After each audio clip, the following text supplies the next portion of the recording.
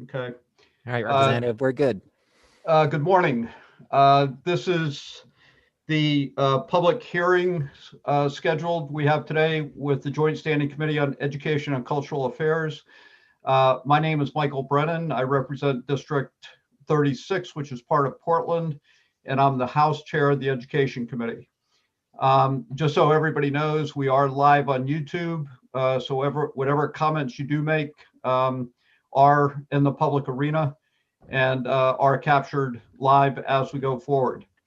And before we do have a little bit of moving around of our schedule, and we do intend to take LD 1329 first, LD 1389 second, and then we'll proceed with the schedule as it's been printed, which would be 1323, 1379, and 1393.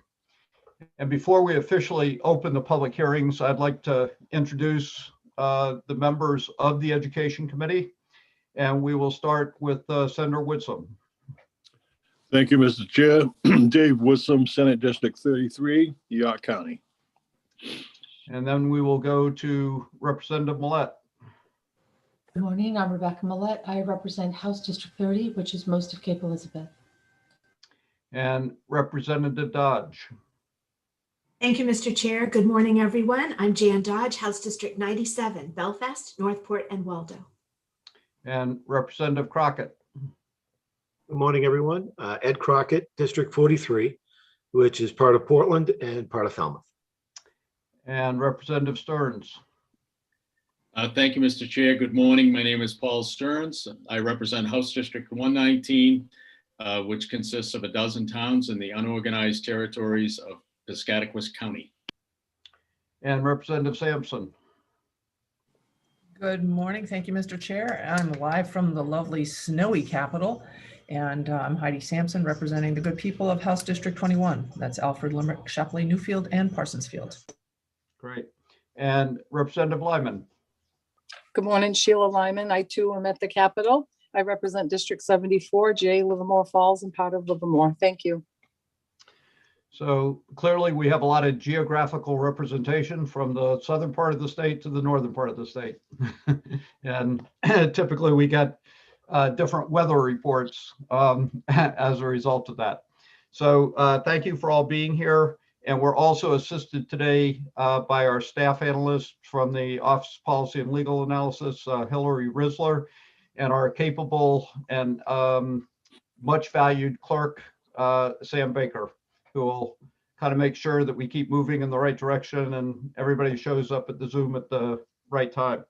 So at this point, Sam, I think we need to bring in to the meeting Representative Rachel Talbot-Ross. And I will officially open the public hearing on LD 1329, an act to lower barriers to career advancement. And Representative Talbot-Ross, welcome and thank you for meeting with us today. And the public hearing is officially open, so the floor is yours. Good morning, Senator Rafferty, Representative Brennan, and esteemed members of the Joint Standing Committee on Education and Cultural Affairs. I'm Rachel Talbot-Ross. I represent House District 40, which comprises the neighborhoods on the peninsula of Portland, and I serve as the Assistant House Majority Leader. I want to thank you for the opportunity to come before you to present LD 1329, an act to establish the Career Advancement and Navigation Initiative in the Department of Education to lower barriers to career advancement.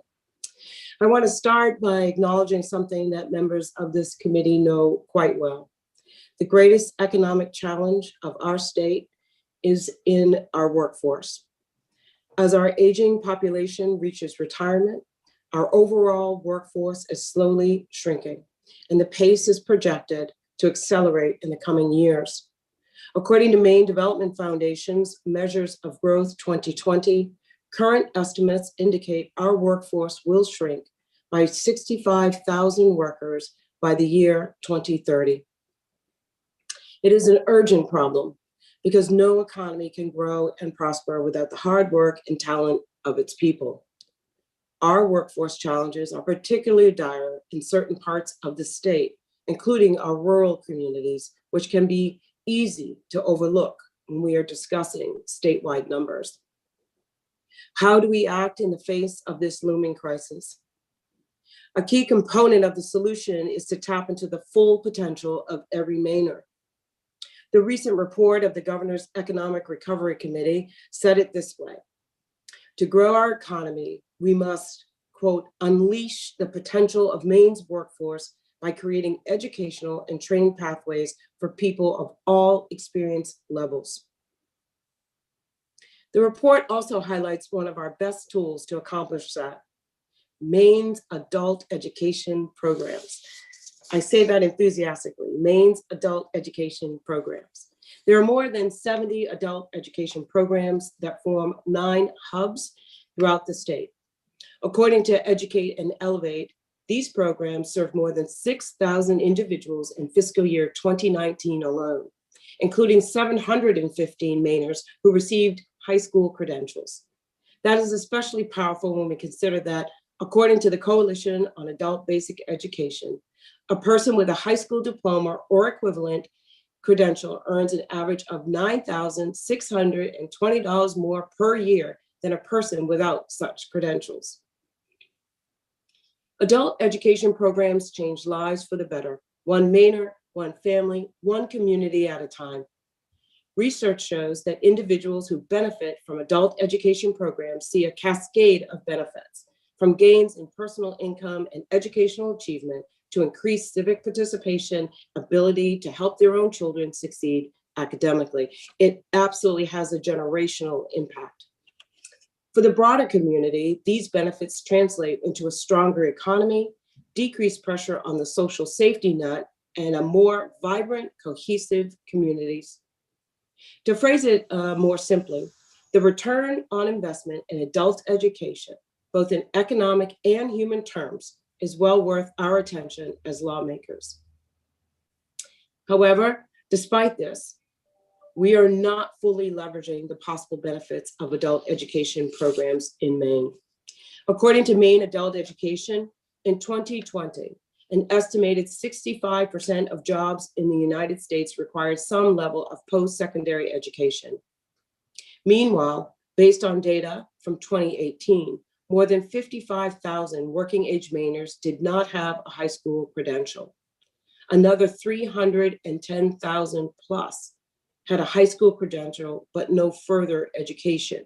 I know I'm not telling you any new data.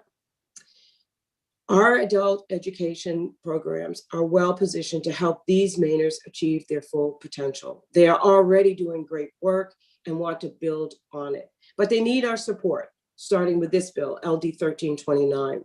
So here's what LD 1329 does. Number one, the bill creates career advancement and navigation specialist positions at 4 out of 9 of Maine's education hubs. The particular hubs outlined in the bill serve half of Maine's 16 counties. The bill also opens the door to expand these services to other areas to meet future demand. Number two, through these targeted positions, it will provide individually tailored career navigation services for adults that face barriers to engaging in the workforce. This includes those who lack a high school credential, those who were formerly incarcerated, those whose work experience does not match our current job market, and many, many other Mainers. 3, the bill aims to foster collaboration between our adult education programs, state agencies, and the private sector in order to identify and meet workforce needs. And 4, lastly, ultimately, LD 1329 will expand the capacity of our adult education programs to help meet the growing demand for career navigation assistance and training, providing Mainers with pathways not only to a job, not only to employment, but to a career. For me, personally, it comes down to this. When it comes to providing a better quality of life for all Maine families, not just helping them to survive, but empowering them to thrive, all of us have a lot more in common than we have as differences. Workers and families across the state and from every background share similar struggles. They also share the same hopes and dreams.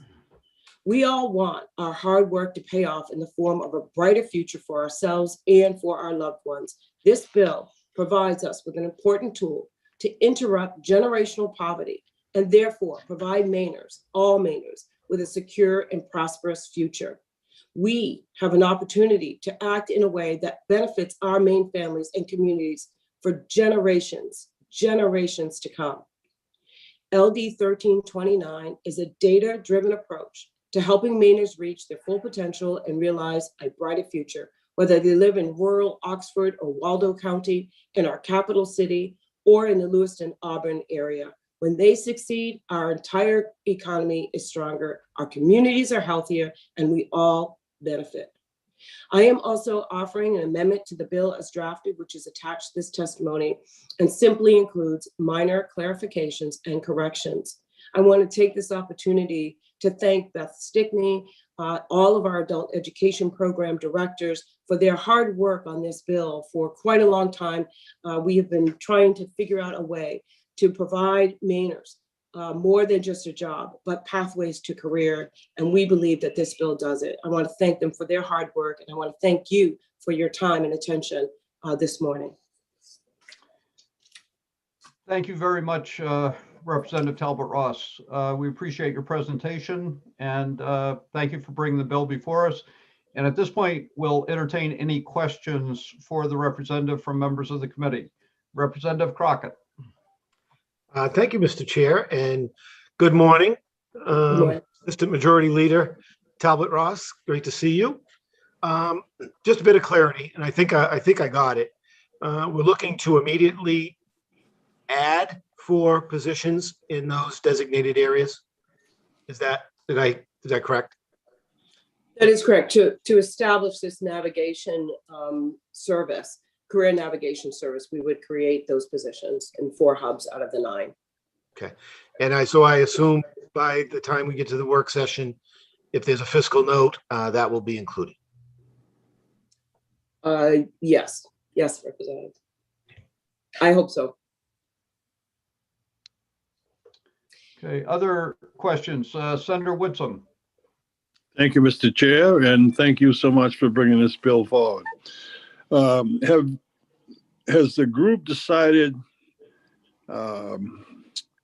which 4 out of the 9 hubs will be established, and what criteria did they use if they have decided that?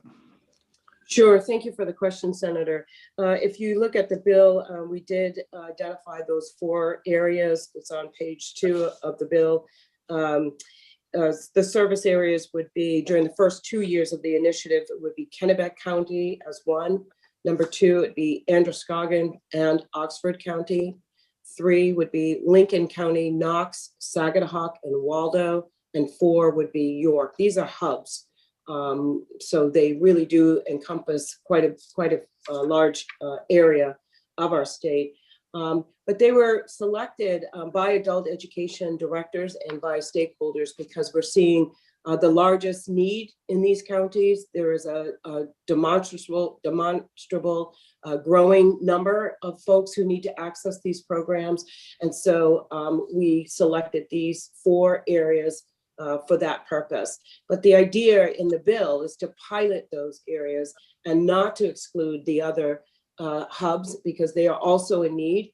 But we did not want, quite frankly, we did not want the fiscal note on this to exceed a place where the legislature may not fund it. I will add, Senator, just as a side note, that I had a bill in around increasing our investment in adult education programs in the 129th that did not go very far. It came before this committee, and we did not see much as a result of it. I actually believe that the adult education program in this state is one of the most underutilized tools that we have. And I dare say that when we talk about public education, the adult education program is rarely included in those discussions. And it is sad that we do not see this and invest in this more aggressively, because this is the way that a lot of Mainers are getting their education. So I thank you for the question, Senator. Yeah, and I agree with you, ma'am. I think adult ed has been terribly underutilized in the past, and I appreciate you bringing this forward. Thank you, Senator. Other questions from members of the committee? Seeing none, thank you very much, Representative, and we look forward to seeing you at the work session. Thank you all. Have a great rest of your day. I appreciate your attention. So, Sam, next up, I see that we have Representative Cloutier. And Representative Cloutier, good to see you. Good morning. And I just had a chance to see you yesterday. You did. So thank you very much for being with us today. Thanks so much for having me. Good morning, Senator Rafferty, Representative Brennan, and esteemed members of the Joint Standing Committee on Education and Cultural Affairs. My name is Kristen Cloutier, and I represent House District 60, part of Lewiston. I am here in support of LD 1329, an act to establish the Career Advancement and Navigation Initiative in the Department of Education to lower barriers to career advancement. And I wish to speak to the ways this bill will have positive outcomes for the constituents of my district in particular. Establishing the Career Advancement and Navigation Initiative would provide educational and career guidance to support underemployed and unemployed individuals to acquire education, skills, licensure, and other preparation needed to participate to their fullest potential in our workforce, including the many immigrants who live in my district and elsewhere in the state. In fact, the ability for this bill to advance opportunity and economic equity for Maine's Black, Indigenous, and communities of color is why I so passionately support it. LD 1329 will deliver services cost-effectively and expertly by leveraging and expanding upon the experience and accessibility of public school administrative district adult education programs. And as Representative Talbot Ross told you already, and I completely agree with, those are the most underutilized and so highly valued programs in many of our districts. By providing individually tailored career navigation through partnerships with private sector employers and associations, as well as with other state departments, this initiative would offer individuals access to crucial resources, needed tools, and productive connections to overcome current challenges and barriers to engaging and advancing in Maine's workforce. The adult education programs operated by the Maine Department of Education are also particularly well-suited to serve immigrants who have limited English who obtain their education and work experience abroad, as well as immigrants and native-born Maine adults who have been out of the workforce, are underemployed, or need reskilling or upskilling. This bill benefits everyone who wants and needs help navigating the process of educational and career advancement. We have all seen the direct toll the COVID-19 pandemic has taken on our local communities and our state. Even prior to the pandemic, Maine was facing a growing workforce shortage. As we begin to slowly emerge from this crisis, and organizations and businesses look to hire new employees, we need to have programs and systems in place that support our economic development, both now and into the future. I urge the committee to join me in supporting this bill. I thank you for your time, and I'm happy to answer any questions that you may have. Thank you very much, Representative Cloutier. Are there any questions for Representative Cloutier? Seeing none, thank you very much for being here. Thank you. And next we will go to Beth Stickney. And everybody at this point is speaking in favor of the bill. And at least according to the sign up at this point, everybody would be speaking for. We don't have any against, or neither for nor against.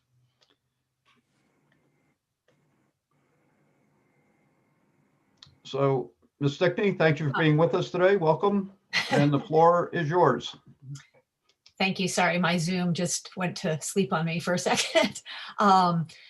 Representative Brennan and honorable members of the committee, My name is Beth Stickney. I direct the Maine Business Immigration Coalition, and MEBIC is Maine's only resource dedicated to providing information, education, and advocacy on immigration and related issues from and for the business and economic perspective. Thank you for the opportunity to testify in strong support today of LD 1329. As you're all aware, and has already been stated, our labor supply is shrinking as baby boomers retire and Maine's birth rates have fallen. The pandemic hasn't changed the fact that Maine's employers say that finding workers is still one of their greatest challenges. Maine needs a vibrant workforce if the state is to be competitive and have a strong economic future. Immigrants to Maine are key to our state's population growth and our ability to stem the state's workforce shrinkage. This has been recognized in the Maine Economic Development Strategy report and by the Governor's Economic Recovery Committee. More recently, nearly 100 Maine businesses, chambers of commerce, trade associations, and higher education institutions have signed the Maine Compact on Immigration, which is attached to my testimony, urging state leaders to, quote, adopt policies and practices to help Maine become a destination of choice for immigrants to the US and that provide an environment where immigrants can reach their full potential in our state.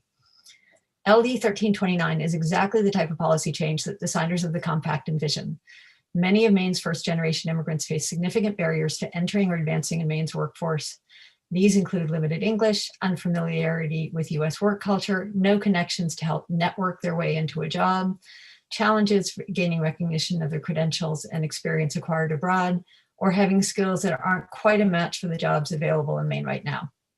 Each of the 4 adult education hubs specified in LD 1329 has seen large increases in the numbers of immigrants seeking help to learn English, get a high school degree when their own degree isn't recognized, and to obtain guidance towards employment and a career. But these adult education programs don't have the financial resources to add capacity in response to the growing demand from both immigrants and so many other Mainers facing barriers to entering or succeeding in Maine's workforce.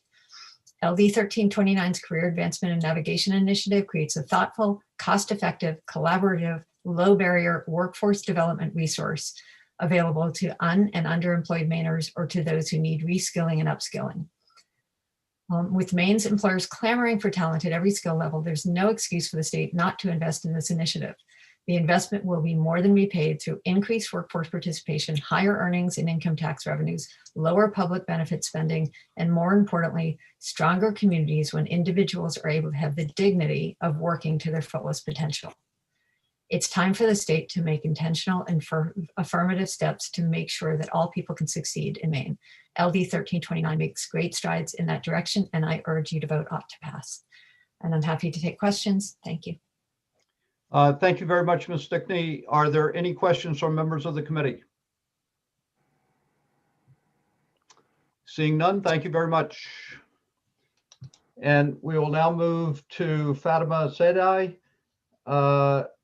and speaking in favor.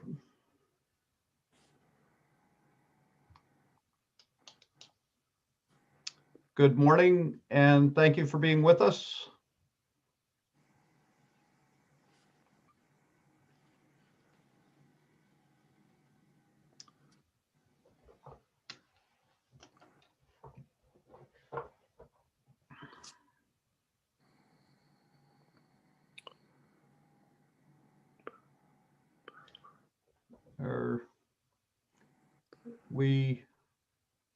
Is she available, Sam, or? Hi. I think so. Yep. Okay, we just don't have visual. I will not turn on my camera because my internet is slow, so I can. Okay, great. Thank you. Just proceed. We can hear you fine. So Okay, go right great. ahead. Thank you. It is my first time testifying, so I'm a little nervous, so I will go through it. Good morning, Representative Brennan and member of the committee. My name is Fatma Saidi, and I'm testifying on behalf of Mufalo Cheatham, the Executive Director of Maine Immigrant Rights Coalition. Mufalo is taking the day off to rest after the second dose of COVID-19 vaccine. She has already submitted her written testimony, so I will read the short version here. My name is Mufalo Cheatham. I'm here to testify in support of LD 1239 on behalf of the board and 77 member organization of Maine Immigrant Rights Coalition. Maine has seen a growth of immigrants in the last 10 years. but needs to grow infrastructure at the same rate in order to support their financial and social integration. Maine has almost 10,000 multicultural college and university students, many of them out of state. It has over 600 high-skilled HB1 visa workers, many in our IT and medical sectors. LD 1239 aligns with the Merck's vision of building capacity for immigrants, and passing this bill will address the underemployment and employment problem in Maine for our new Mainers population.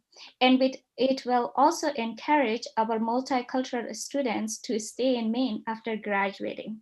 Passing this bill will help to open up more employment opportunities across many untapped sectors of multicultural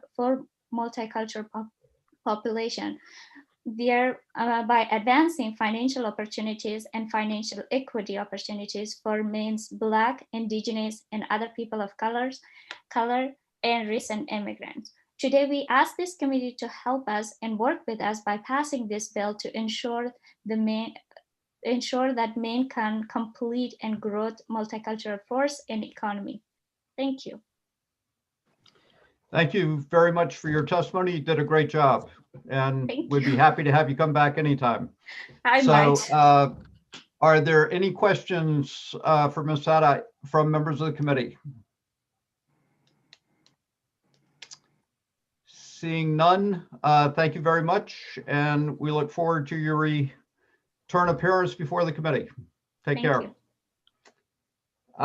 Next up, let me see, we have Jessica Liberte from the Manufacturers Association of Maine. Good morning. Welcome.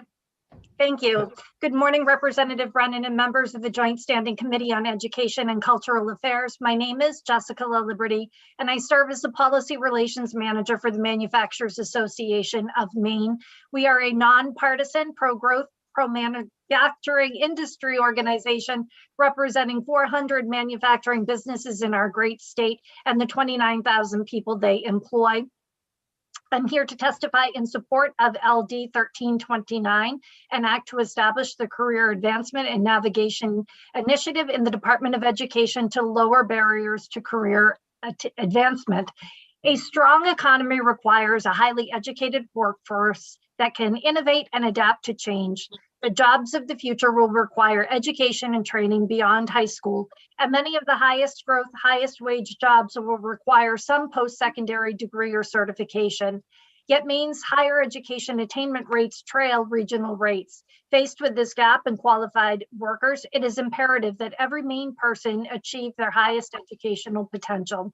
Now more than ever, Maine businesses need help to educate the workforce and develop ideas to help grow our economy. We need to enroll, educate, and most importantly, graduate people with skills and knowledge for the changing economy. Education is a critical investment in Maine, its people, and in our economy. For our state to thrive, we need a skilled workforce. Maine's workforce is facing a crisis. We are the oldest state in the nation. Workers are retiring, and there are few qualified candidates waiting to fill those vacancies. Today, manufacturing businesses across the state have thousands of openings and no workers to fill them. Legislation such as this we see as an opportunity to increase our skilled workforce and fill some of the 4,000 vacancies we have today. The Manufacturers Association of Maine is supportive of efforts that seek to increase skill acquisition and bolster our workforce. We would, however, caution that efforts must be collaborative and not be siloed and duplicative. Thank you for your time and consideration. Thank you very much for being with us today. Are there any questions for Ms. Liberte? Seeing none, thank you very much. Thank you. And we will now move, before we get to our next speaker, I just want to allow Representative Salisbury to introduce herself. She just joined us, and Representative Salisbury. All right, thank you, Mr. Chair. My name is Sue Salisbury, and I represent House District 35, which is part of Westbrook. Great, thank you very much. And I see that we've been joined by Anita St. Ange, and thank you very much for being with us today. good to see you. And you have the floor. Thank you very much. Representative Brennan, members of the committee, my name is Anita St. Ange. I'm the Executive Director of Portland Adult Education, PAE, and I'm pleased to be speaking in support of LD 1329. Before I start my formal remarks, I would like to thank Representative Talbot Ross for her consistent support of adult education and her persistence in getting trying to get us funding. I agree, and we're often called the best kept secret in the state of Maine. Anyway, so this bill supports the establishment of career navigators in a number of areas of the state.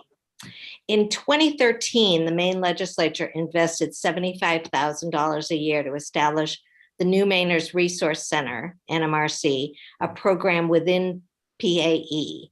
The funding allowed PAE to hire a coordinator who works with foreign trained professionals who are hoping to find employment in Maine that allows them to maximize their foreign credentials and training. In the past 7 years, that program has assisted thousands of foreign trained professionals to advance their careers in the state of Maine. Furthermore, this minimal investment has allowed the NMRC coordinator, Sally Sutton, to seek grants to build upon the programs that existed at PAE with a particular focus on professionals with post-secondary degrees or significant work experience. Last November, the NMRC released a report with findings and recommendations aimed at reducing the barriers that foreign trained health professionals face in obtaining employment in the healthcare field. I've attached the press release with a link to the report in my testimony. Since that time, Sally and her staff have presented to numerous boards and committees and have been working with employers and agencies to implement the recommendations found in the report. The NMRC has also focused on sector-specific training programs like the Education Academy, allowing people who were teachers in their home countries to become ed techs or teachers in Maine, and the Teller Training Program, a partnership with Maine financial institutions to allow students to advance in the financial field. While our hub will not be receiving funds from this bill, I urge you to continue to invest in our adult education programs to provide meaningful support for individuals who are trying to advance their careers. Thank you very much. I urge you to vote to pass on LD 1329. Thank you very much, Ms. St. Ange. Are there any questions from members of the committee? And I see that Senator Woodson has a question. Thank you, Mr. Chair. And thank you, Ms. St. Ange, for being here. I'm wondering why, since Portland has probably the largest immigrant population in Maine, why Portland wasn't picked as a hub. Are you capable of handling the demand or the goals of this bill? Well, again, we have the investment already, have had it since 2013 and continue to have the $75,000 a year investment. That's why we aren't part of this. This bill is replicating the work that we're already doing. We certainly can always use more money. We often rely on other grants, both private, we're getting funding from the city. There's always a need, but again, that's why we weren't selected for this. So you're already doing this anyway because of the program. Yeah. Correct. Okay, thank you. Other questions for members of the committee? I just have one quick one, Ms. St. Ange. You mentioned, I think you already answered the question, but the total allotment of state money for the program that you have now with Ms. Sutton is still $75,000? That's correct. So that hasn't been increased at all since 2013? No. And the program is probably in the neighborhood of $200,000 or $300,000 because of other grants that we receive.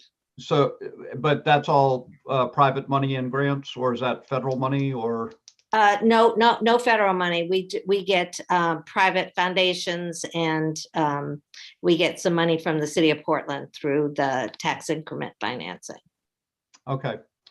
Thank you very much. I appreciate it. Seeing no other questions, thank you very much. And Thank you. Sam, was Buffalo Chittum, is she? Representative, I believe that Fatima Saidi said that she was giving that testimony on behalf of. Okay. All right. So we'll now move to Bob Howe.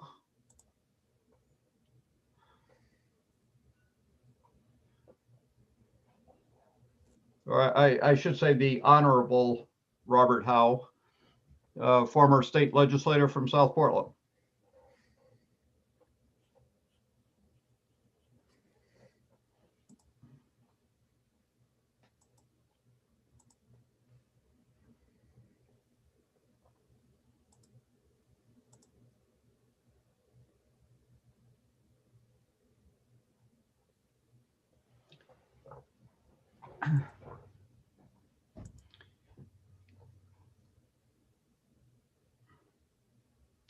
So I'm assuming we're having problems on his end.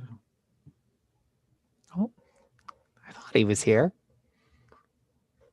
Did anybody else see Mr. Howe? I thought I saw him there. No. Oh. Just for a second, I did. We saw his name, but not him. Now we see his name again. All right. I'm sorry to. There you are. Difficult, but I had to come in on my iPhone. Okay. Thank you, Honorable Mr. Brennan and members of the Committee on Education and Cultural Services.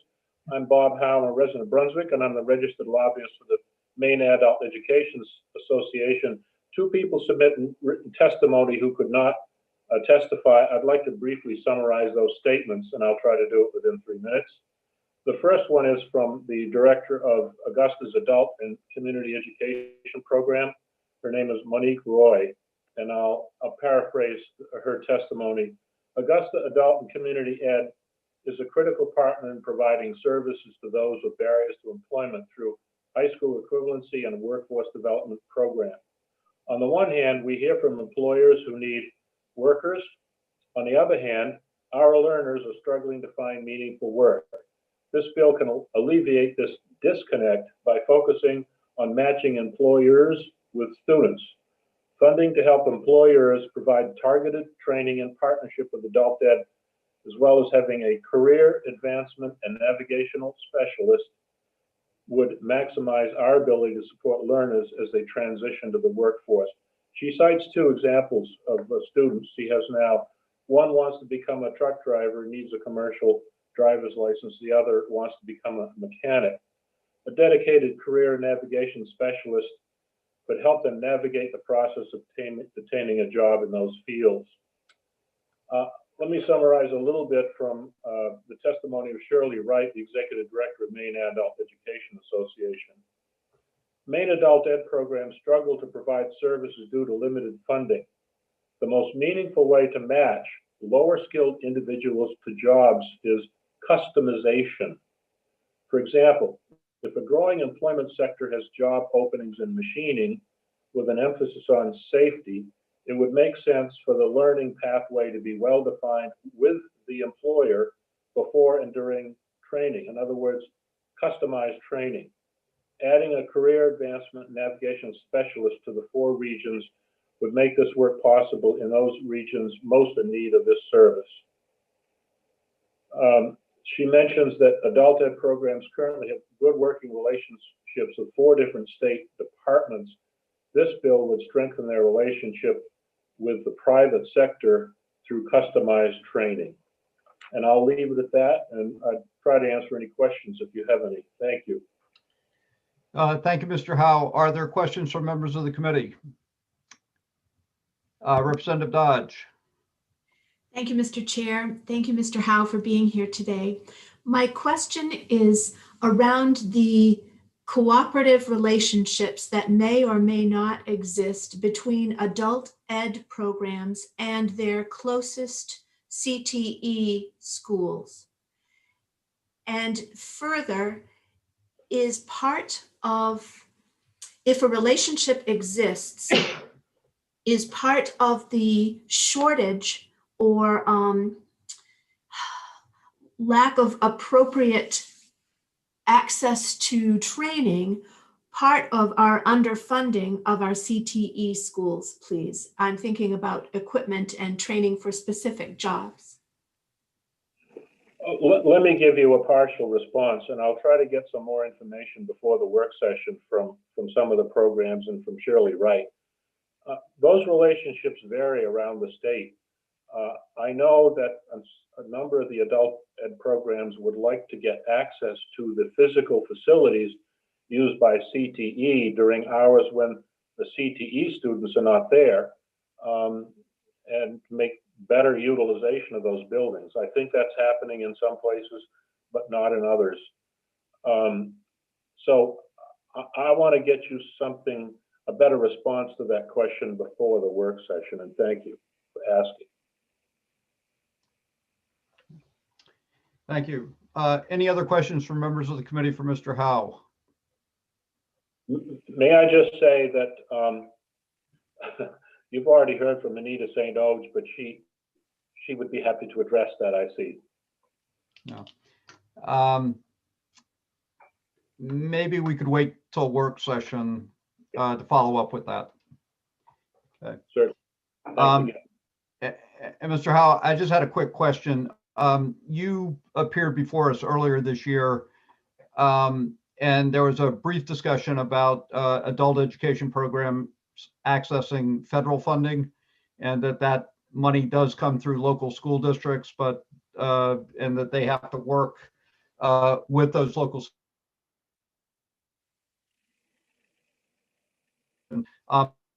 Successful? Have you been able to work with local school districts to access that federal money?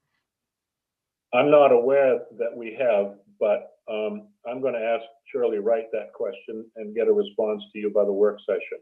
Okay, great.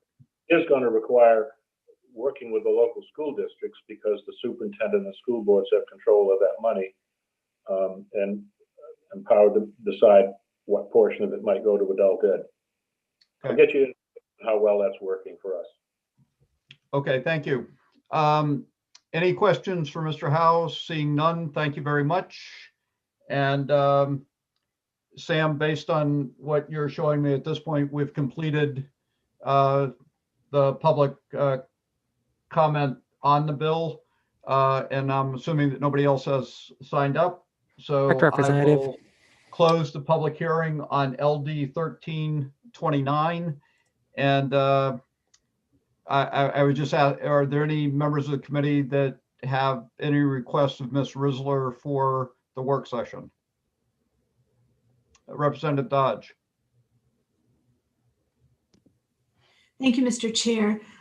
Ms. Risler, is there any way for us to have a sense of the relationships that adult ed programs have with for example, the manufacturing businesses in their general region?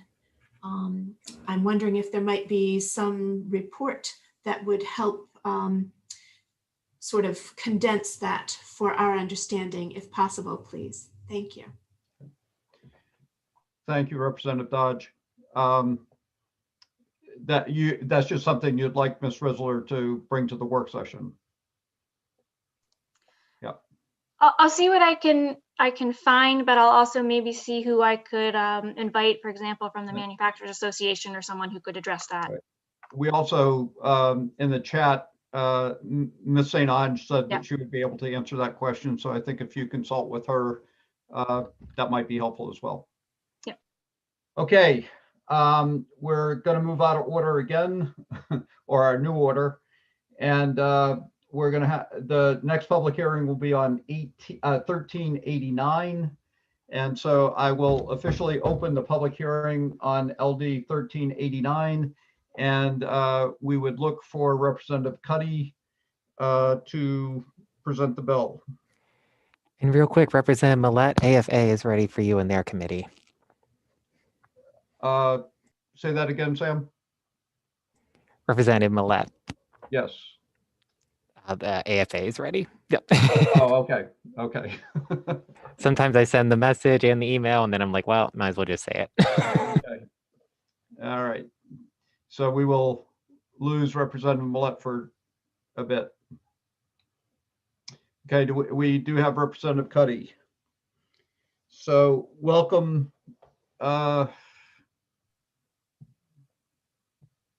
Representative Cuddy, welcome. Good to see you this morning. And we have opened the public hearing on 1389. So you have the floor to present the bill. Thank you very much. I appreciate it. It is always disconcerting when your Zoom shuts down and comes back up as you get moved from the attendees to participants. Adds a nice little bit of heart attack to your morning, which I find sharpens the mind. I'd also like to thank you very much for taking this bill out of order. We do have some students to testify, so we are hoping to get them in and out as quickly as possible. So I really appreciate the committee's indulgence on that. So, and it's unfortunate that Senator Rafferty is not here today. I understand that he is on the West Coast attending to some matters. He was the former chair of Labor and Housing, where I sit, one of the committees I sit on, and would have been nice to see him, but unfortunately he is not here this morning. But Representative Brennan and members of the Joint Standing Committee on Education and Cultural Affairs, my name is Scott Cuddy and I live in Winterport. I represent House District 98, which is Winterport, Frankfort, Searsport, and Swanville. And I'm here before you today to speak in favor of LD 1389, an act to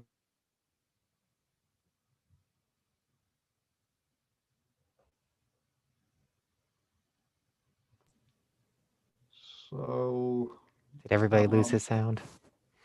Sam, we've lost Representative Cuddy. Oh. Representative Cuddy, can you hear us? back twice and were successful in getting it to the end of the second regular session of this 130th legislature. It's important to note that the bill, LD 2020, was in the last cohort of bills that passed before we adjourned sine die in the 129th, never to return. Had that bill not made it into the bills we passed on the last day of session, the school would have ceased to exist that year. I want to stay on that thought for just a moment because there was an unforeseen and unforeseeable set of circumstances, the COVID-19 pandemic, that could have put this school out of existence. If the bill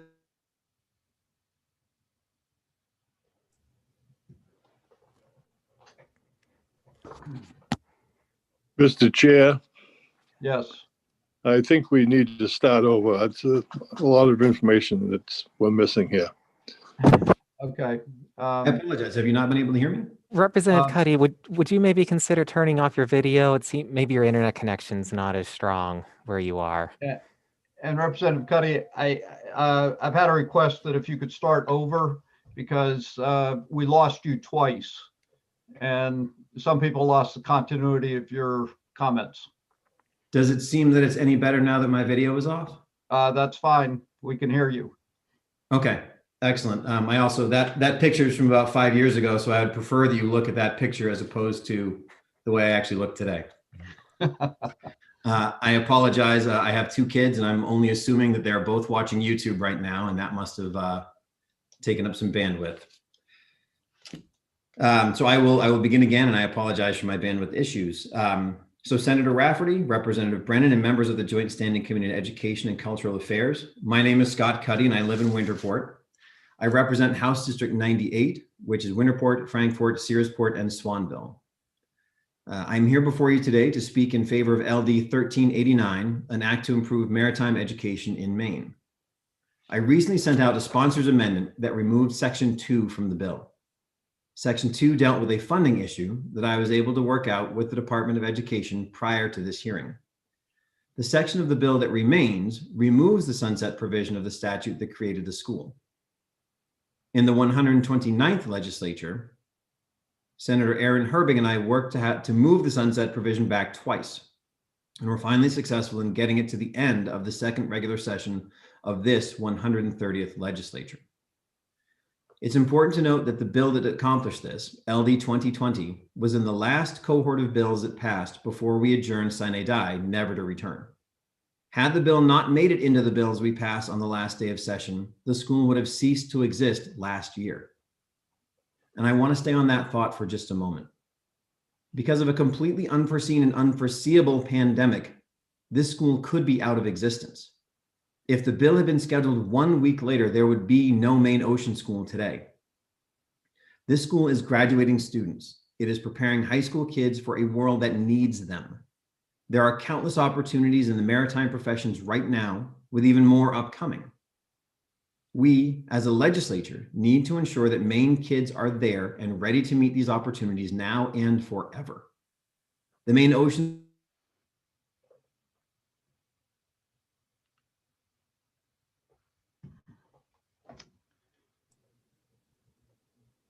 The school and all of its students are set up for success.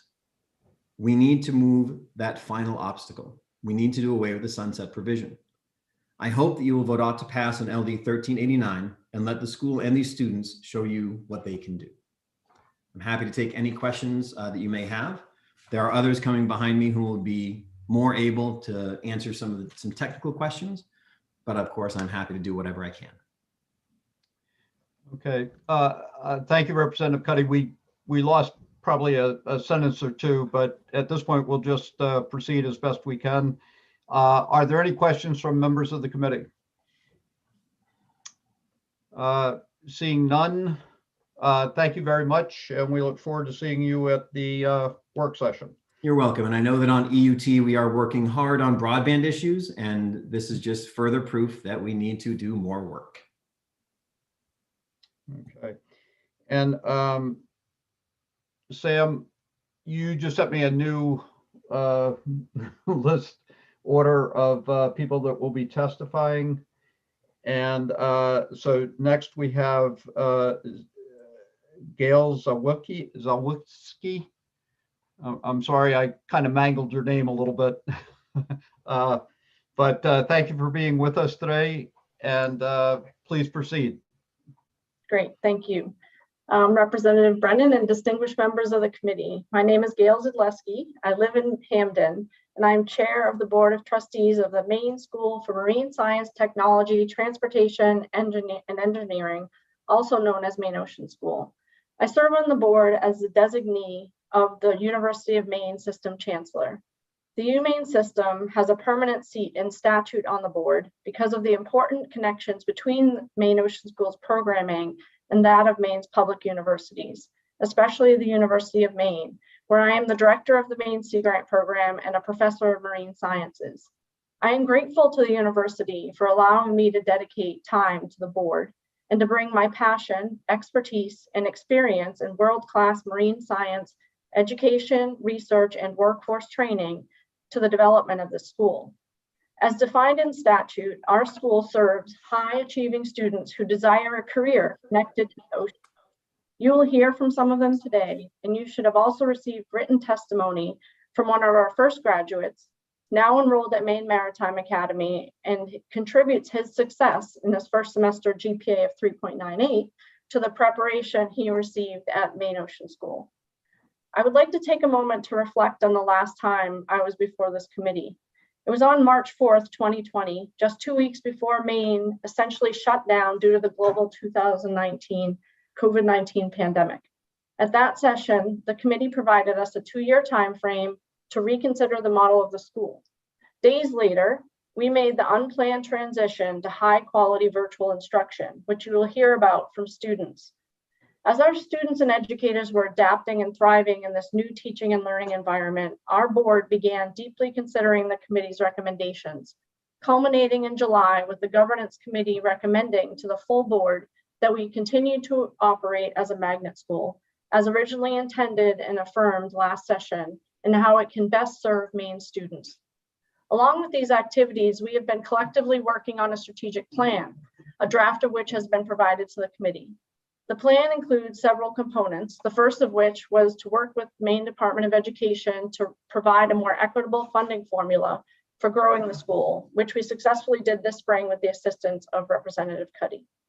The plan also outlined the importance of bringing in tuition students virtually, and now we have 2, and eventually to grow further by establishing residential options for students. We still plan to build further partnerships with technical centers. We already have students attending the Waldo County Center, and we continue to partner with other industry and academic organizations.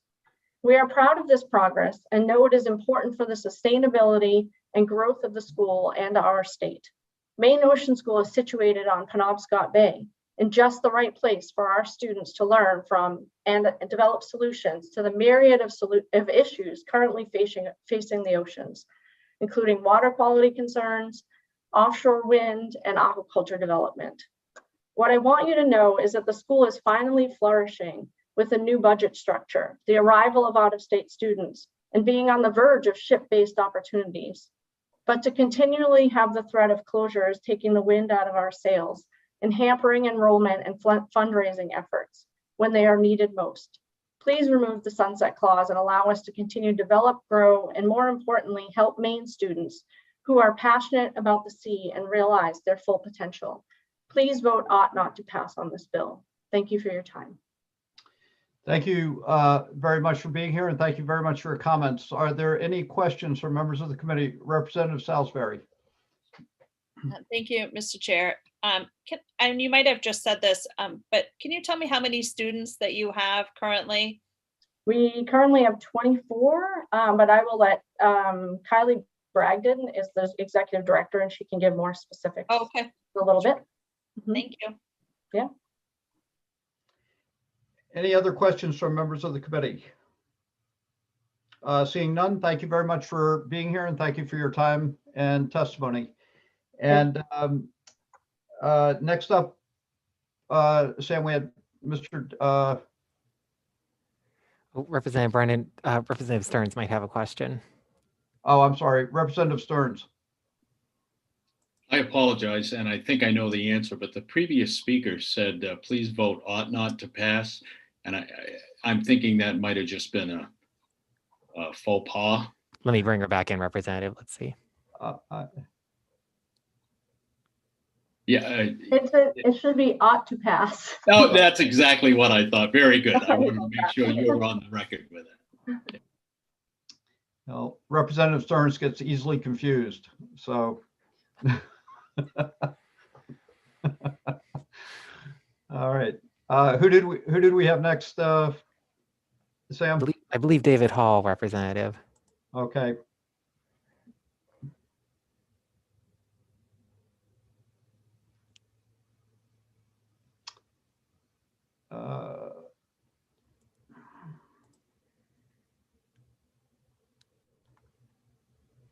There we go. All right. Sorry about that. Welcome, Mr. Hall. Thank you. Thank you for being here, and please proceed. Good afternoon, Representative Brennan and distinguished members of the committee. My name is David Frederick Hall IV, but those who know me call me Noah. I live on an intertidal river in Waldoboro. I'm one of the 3 members of the class of 2021, and I'm the president of the Maine Ocean School student body. Now, I'd love to sit here all day and go over every detail of my experience here, but I understand that wouldn't make for a very compelling testimony, so I'm just going to get right to it. I graduate in 50 days. Make no mistake that just because I'm counting, I have senioritis. I do not. I'd probably say another year or 2 if I'm being honest, but you know, I can't do that. But I started my sophomore year at Madomic Valley High School, and after an exhilarating experience shadowing here, I enrolled on October the 1st of 2018. During the course of my high school career here at the Maine Ocean School, I've received a total of 7 certifications and numerous contacts with professionals and professors of their respective fields. Beyond that, we have conducted a large amount of field work, which has been integrated into our curriculum. And at this school, in order to learn, you got to get your hands dirty. And I like that. Hold on a minute, sorry, I lost my place. Our motto is hands-on, minds-on. This is the type of school for people who learn through doing rather than listening or reading. We do still take notes, we still do read, but the important thing is that this school pushes us as students out of our comfort zones and encourages us to do better than what we're already capable of doing so. But even with such impressive academic and appealing benefits and achievements, I still struggled from the transition of going from a large high school to a smaller startup program. I mean, I missed my friends and I missed my other teachers, and it was just difficult at first. But upon reflection, I'd always reach the same conclusion. This is a startup school. We are not perfect. You have to be patient. I learned that if you're truly passionate about something, you have to contribute in any way that you can. You have to cooperate, you have to be malleable. And that is one very important thing that the school has taught me, was the value of patience. And because of that, I was privileged with a front row seat of witnessing our progress and our growth. And I didn't just witness it. I'm proud to say that I took part in it. I was part of the inaugural class of our school. But last year around March, as you guys know, that progress, that growth, and all of our momentum came to a screeching halt because of the coronavirus pandemic. In a period of 24 hours, we went from completely in-person to exclusively virtual learning. And though it was a seamless transition, we did have subsequent struggles. Whether it was poor internet, or whether it was inexperience with technology, or simply loneliness, being away from friends and family and your peers and your teachers.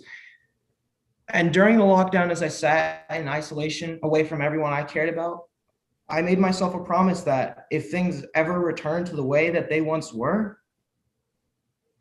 I would not take that for granted. And as soon as I stepped into the classrooms this year for my senior year, I have lived by that rule.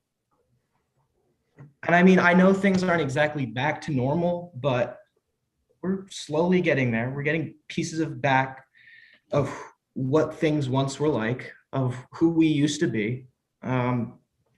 Simply, the world is changing and we have to adapt to those changes. And so that's the primary focus of what this year's been about in my senior year, aside from college and getting a job. But it's been focused on trying to adapt to the pandemic, how we can best perform during this trying time. And it's certainly been an interesting learning curve, but we're overcoming it. And all in all, it's been a fairly good year. I mean, for my senior year, I can't complain. I got elected class president, but that's mostly because I was the only one that ran, but that's okay. I'm proud to represent my fellow peers in events like this and in meetings and whatnot.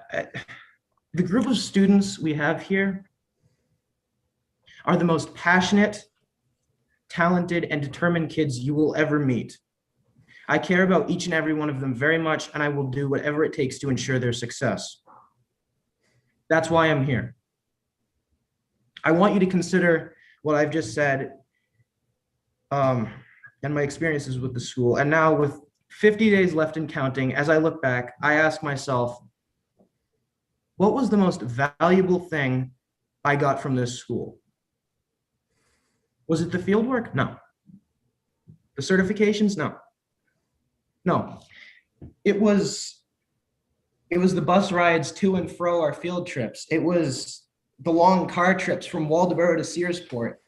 It was spending time with these amazing people. It was networking with old-timey sea captains. And forgive me, but I'm a very nostalgic person. So for me, it was the memories. And in conclusion, I urge you all to please vote in favor of LD 1389 so that our future students may benefit from the Main Ocean School program as I have. Thank you very much. Thank you, Mr. Hall. Thank you for being here, and we appreciate you sharing your experiences with us. Senator Whitsom, did you have a question? Yes, I do, in a roundabout way. Thank you. Congratulations, Nora, on your upcoming graduation. And wouldn't you agree that your life and future has taken on a great new turn for you from this school. And that from what you've said, you seem like a very down-to-earth individual who learned to patience and ability to adjust and the importance of discipline and stick to it. Would you say that is some of the characters, the lessons learned from the school? Senator, absolutely. This school has focused on not only teaching such field work and whatnot, but it is also focused on simply being a good person, teaching the meaning of leadership and good ethics. And yes, that's also why I would say that this has been a truly remarkable experience, is because back at my previous high school, that was not something that was touched upon. We had a special guest come in, Captain Michael Ames, and he taught us the meaning of basically what it was like to be a good person and that sort of thing. Apologize. But yes, I say that this school has definitely influenced my my future. Yes. Very good, and thank you and good luck. Thank you. Any other questions from members of the committee? Seeing none, thank you very much, Mr. Hall, and good luck in the future. We'll now go to, I believe it's Cameron Start.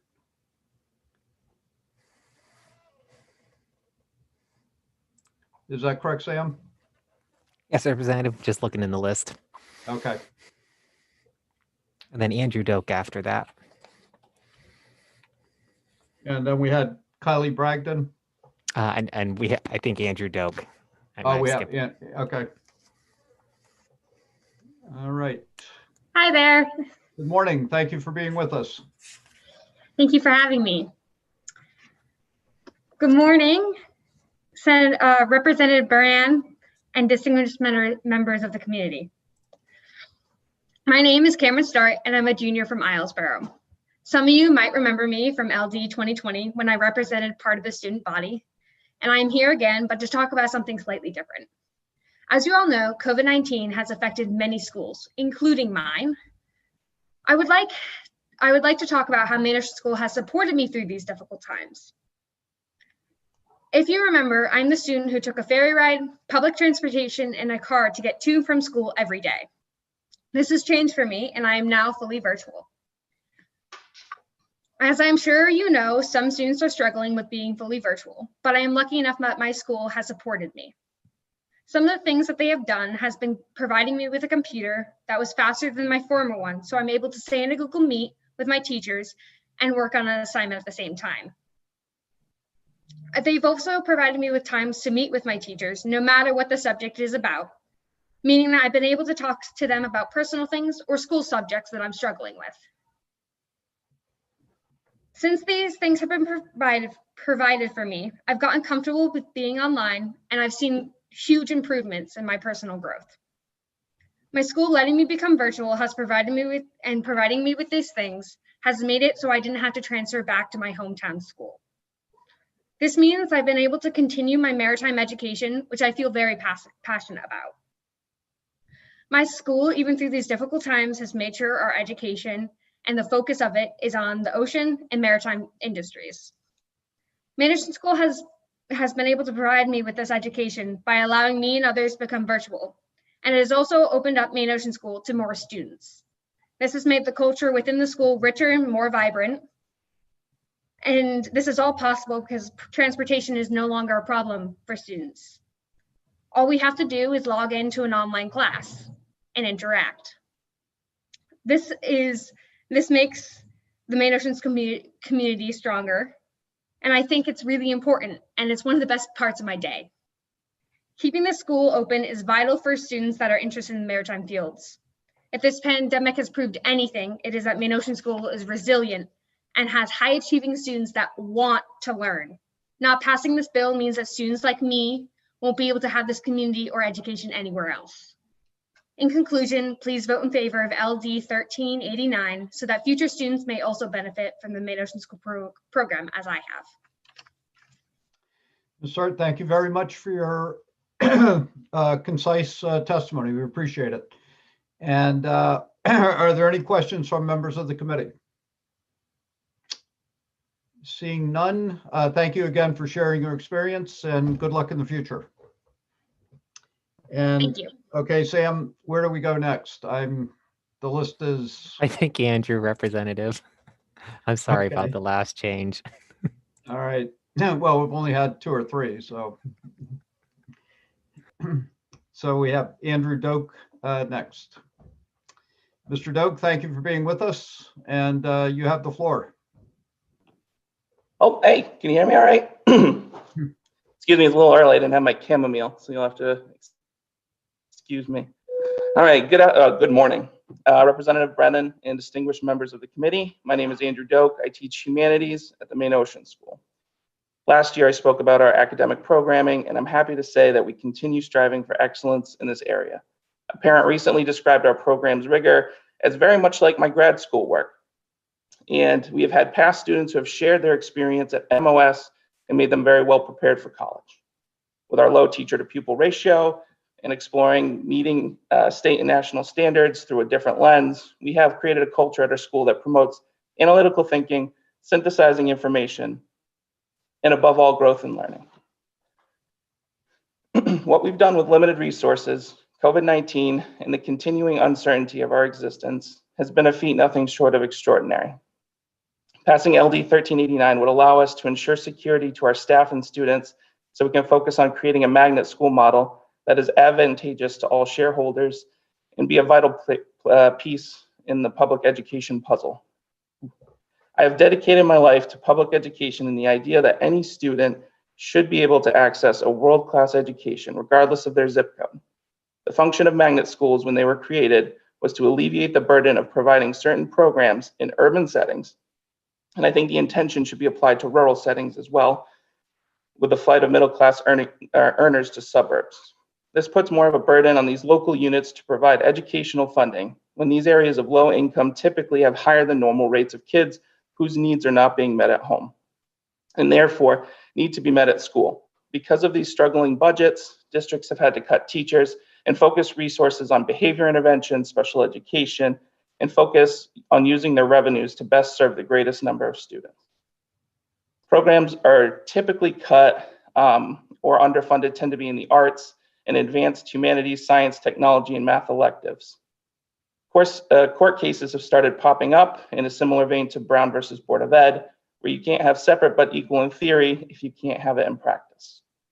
So to alleviate the burden on local districts and to ensure schools provide LRE, or least restrictive environment, which means the environment that best fits a student's learning based on their needs, regional magnet programs were set up with a cost share system that split the expenses with regional districts in the state. In our case, because of our region, it's the entire state. The cost share should, in theory, be spread statewide, and it is. There is an issue that we face with local districts where there's a perception that we take funds from public schools. This shouldn't be the case. Public schools, which we are one, should be incentivized to send their students to our school if it is the best fit for that student. Same goes for students in vocational and technical school programs, or school for the blind and hard of hearing, or day treatment, whatever the student needs may be. Magnet schools are specialized programs run and managed by the state that provide those students with aptitude, access to a more intensive and specialized education that could not otherwise be provided in their local district. I think it is important for kids around the state with these skill sets to gain public access to our program, regardless of where they come from, and our charge as educators in school and legislators from the state is to provide that access. I can't provide specific examples due to FERPA or in our small student body, and you'll see the testimonies as you read them. But I think the students that we achieve to see ideally are often, but not exclusively, coastal rural students whose districts couldn't provide, sorry, I lost my spot. School districts with a traditional classroom simply doesn't fit their needs. School leaders that need a more experiential learning experience and have an aptitude in the maritime field, but do not otherwise have access in their high school. You all know the statistics in rural low-income communities with a recession in 2008, the opioid epidemic, Rural communities in particular have had increased special education costs and a higher proportional burden on local taxes to fund schools. With that, the percentage of kids dropping out of high school or not attending college rise exponentially. This is low-hanging fruit in terms of investment, return on investment in education. If we can get these kids who require intensive experiential learning education, we can connect them to professionals and academics in their fields of interest. So in conclusion, let's make this happen. There are different viable models of exploring and making this a success. And the original tent, which is a standalone residential model program like MSSM, they do a great job up there. And I've seen other models that attach magnets to local districts, community or state colleges, or our day programs accessed by region. The beauty of state and local control of schools is that we have the ability to find a model that best fits Maine's needs. My suggestion as a taxpayer and public education advocate is we find a way to cost share so there's no extra burden on local districts. The one thing that can't change is the magnet model of a program being run and held accountable to the state to provide an intensive specialized program to kids with aptitude but no access. If we don't take charge and fill this need publicly, private and outside institutions will take advantage and profit from this demand. If that's what you want, that's your prerogative as a committee and a legislative body. As a public school advocate and employee of a magnet school, I think the best bang for your proverbial buck lies in an institution that is held accountable to the state and to this committee. You can't tell me that with multiple aquaculture farms, a history of fishing, sailing, boat building, BIW, UNE, College of the Atlantic, UMaine Marine Biology programs, Maine Maritime Academy, and the Port Authority, to name a few, that we can't muster a substantial number of kids in the state that have specialized skill sets in the fields that require a higher level of learning. And if we don't, someone else will. So let's create a sustainable and vibrant magnet system that not only provides access to specialized programs for kids that need them, but also find a way to fund these programs in a way that helps alleviate the burden on public schools and not create contention. Passing LD 1389 is crucial in order to enhance recruitment, raise funds in our foundation, and figure out the most sustainable and effective magnet school model for the state. Thank you. Thank you, Mr. Doak, for your testimony. Are there any questions for Mr. Doak? Representative Stearns and then Representative Dodge. Thank you, Mr. Chair.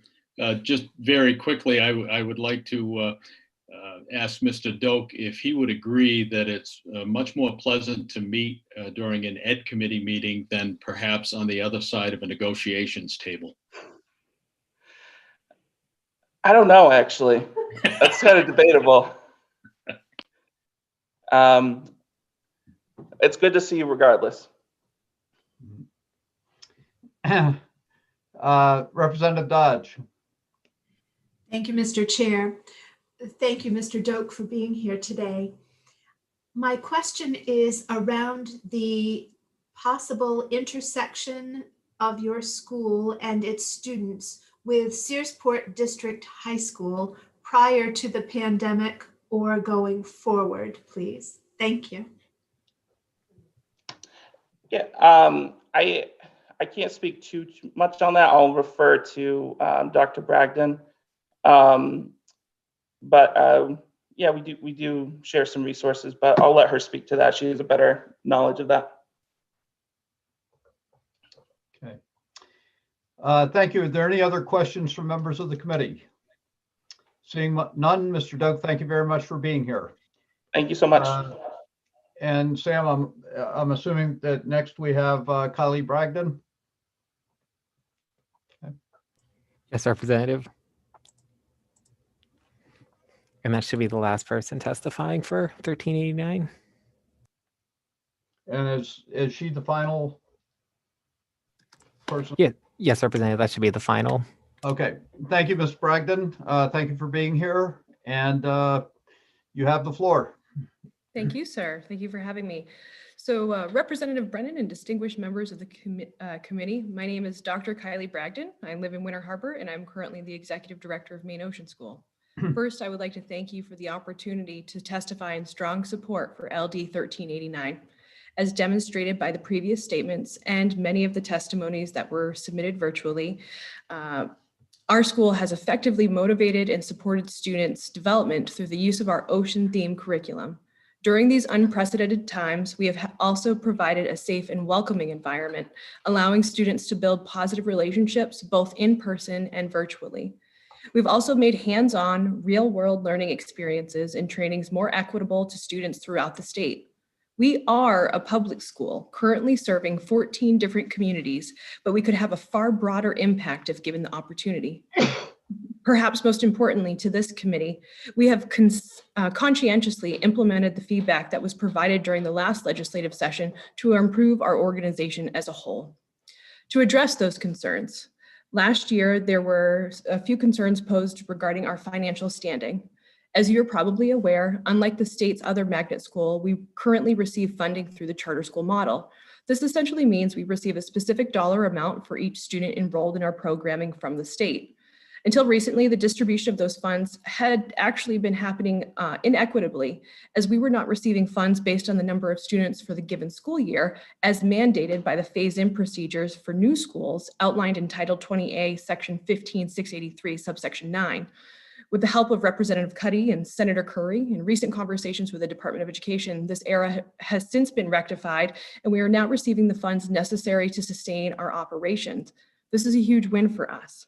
In addition, we have also established fiscally responsible budgeting and spending practices, resulting in nearly 20% less expenditures than expected for the last fiscal year. Finally, our foundation has made significant gains in building lucrative relationships with potential donors and has submitted nearly $350,000 in grant requests in the last 10 months. These collective efforts have allowed us to secure a more financially stable future for Maine Ocean School. The second concern posed by this committee referred to the diversity and quality of our academic programs. To be clear, each of our courses are aligned to the main learning results and provide students with multiple opportunities to demonstrate their proficiency. We like to tailor their experience to their skills and strengths. In addition to our regularly operating programs, we have also adopted and implemented the NWEA as part of our yearly benchmark assessments. We've established a working student council, formed a yearbook committee, and incorporated a variety of outside trainings and professionals to support our students' long-term goals. Finally, I would like to address student recruitment. In only our third year of operation, we were able to increase our student body by 50%. Though comparatively, this may seem inconsequential, given that our last year's enrollment was only 14, the lessons we have learned in that time frame are significant. More specifically, we have found that students and families are yearning for flexible virtual options that are excited by our curriculum. We have since decided to make this a permanent part of our programming, therefore becoming more accessible to all students throughout the state. Conversely, we have also learned that parents are hesitant to enroll their student in a school where the future is uncertain. The sunset clause has significantly hindered our abilities to attract a larger student body. As a new school, the phases of development that I have described are not only necessary, but they are also normative. With this in mind, if this committee would like to see the potential long-term academic and economic benefits Maine Ocean School has to offer the state, it is only appropriate that you vote to pass LD 1389. Thank you for your time and consideration, and I'm certainly very happy to answer any questions you may have at this time.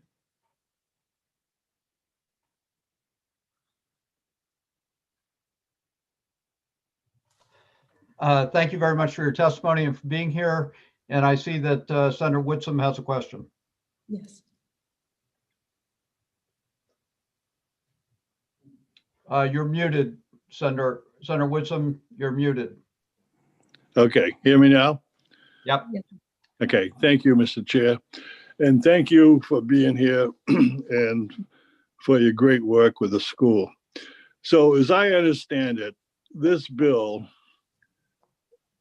is simply to remove the sunset clause. Is that correct? Yes, sir, that is correct. Okay, thank you. And Mr. Chair? Yes, Senator. Is there any other speakers? For again? No, not that we know of at this point, but we do have other questions from members of the committee. Okay, and I would like to ask the question after the questions are done. Okay. Thank you. Representative Salisbury, did you still have a question? No, I'm all set. Thank you. Okay. Other questions from members of the committee? And Ms. Bragdon, just to follow up on Senator Wisdom's question, it's to remove the sunset a year early. Is that correct? Well, yes and no, in part. As you guys are aware, with the legislative cycling, what we have at risk here is the lack of opportunity to remove the clause in the future. So if not addressed at this time, that means at the closure of the 130th legislature, the sunset clause will go into place, which means we would not have another opportunity to have it removed should we not take care of it at this time. Right, but in now, the sunset goes into effect in the second year of the 130th legislature, It is which would be next year. Yes, sir. It's 90 days after the closure of the one. Okay. And secondly, could you explain a little bit more? I was I just couldn't quite figure out the language on line 14 that referred to charter school and the funding. And you did mention it in your presentation, but it was unclear to me what that exactly meant. I was under the impression that similar to charter schools, if you received a student from another school district, that you would be awarded funding based on the per pupil cost of that student from that school district. Is that correct? Yes, sir, that is correct. And I believe that you actually may be looking at an older draft of the bill itself.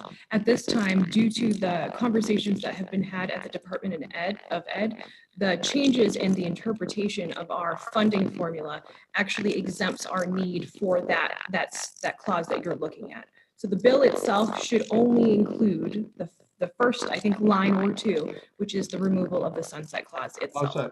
So the language on line 14 is to be amended out of the bill? Yes, sir, I believe so. Okay. Okay, thank you. Representative Sampson. Thank you, Mr. Chair. Nice to see you, Ms. Bragdon. Nice to see you. Sorry, I missed it. I didn't get back to you. I saw your call, so I apologize. My question here is regarding the sunset. And if we remove the sunset now, it doesn't go into effect until the time that the sunset would have to be renewed. Is that correct? Is that your understanding, and is that your intention? Can you perhaps restate the question? I'm not sure I understand what you're asking. Well, I guess I'm trying, thank you. I'm trying to address, like Representative Brennan was talking about the sunset and having it now. But I mean, doesn't this go into, so I guess I'm sort of asking Representative Brennan as well, what his tension was that. Wouldn't, if we remove the sunset, doesn't that just automatically mean it gets removed when it would normally have been scheduled to sunset? Is that correct? So it was my understanding of the sunset clause that it would be enacted if not removed within this legislative cycle. Okay. So we're potentially closing the school if not done within this session. Right. I understand. Yeah, I understand that, but I just wanted that clarification. Thank you. You're welcome. Thank you. Other questions from members of the committee?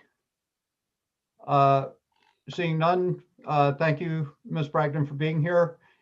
And given that you are the last speaker, we will, before we close the, I'm sorry, Senator Wisdom, you did have a question. Yes, I did. If you would agree in the committee, I would suggest we go into work session after you close this hearing. I appreciate that suggestion, but at this point, I'm not ready to do that. We've had extensive discussions about this issue last year, and there was a conscious effort by the committee in terms of establishing this sunset. And I think at the very least, we need to go to the work session and go through that process. So I'm not prepared today to go into work session and vote on this bill. Well, I don't know the history, so I guess I'll have to go along with you. Well, there has been an extensive history, and It was a very conscious effort by the Education Committee last year to establish the 2-year sunset. And so I think we need to have a fuller discussion about that. So I appreciate the effort to try to move bills along, but in this case, I do think for members of the committee, holding the work session would be beneficial. So what I would ask at this point, before we officially close the public hearing, do any members of the committee have questions specifically for Ms. Risler for the work session? Representative Dodge. Thank you, Mr. Chair. I would just ask Ms. Risler to provide us, to the best of her ability, the materials that we received last year on test scores, the school evaluations, so that we can function with our best knowledge. Thank you. Any other requests for the work session? Seeing none.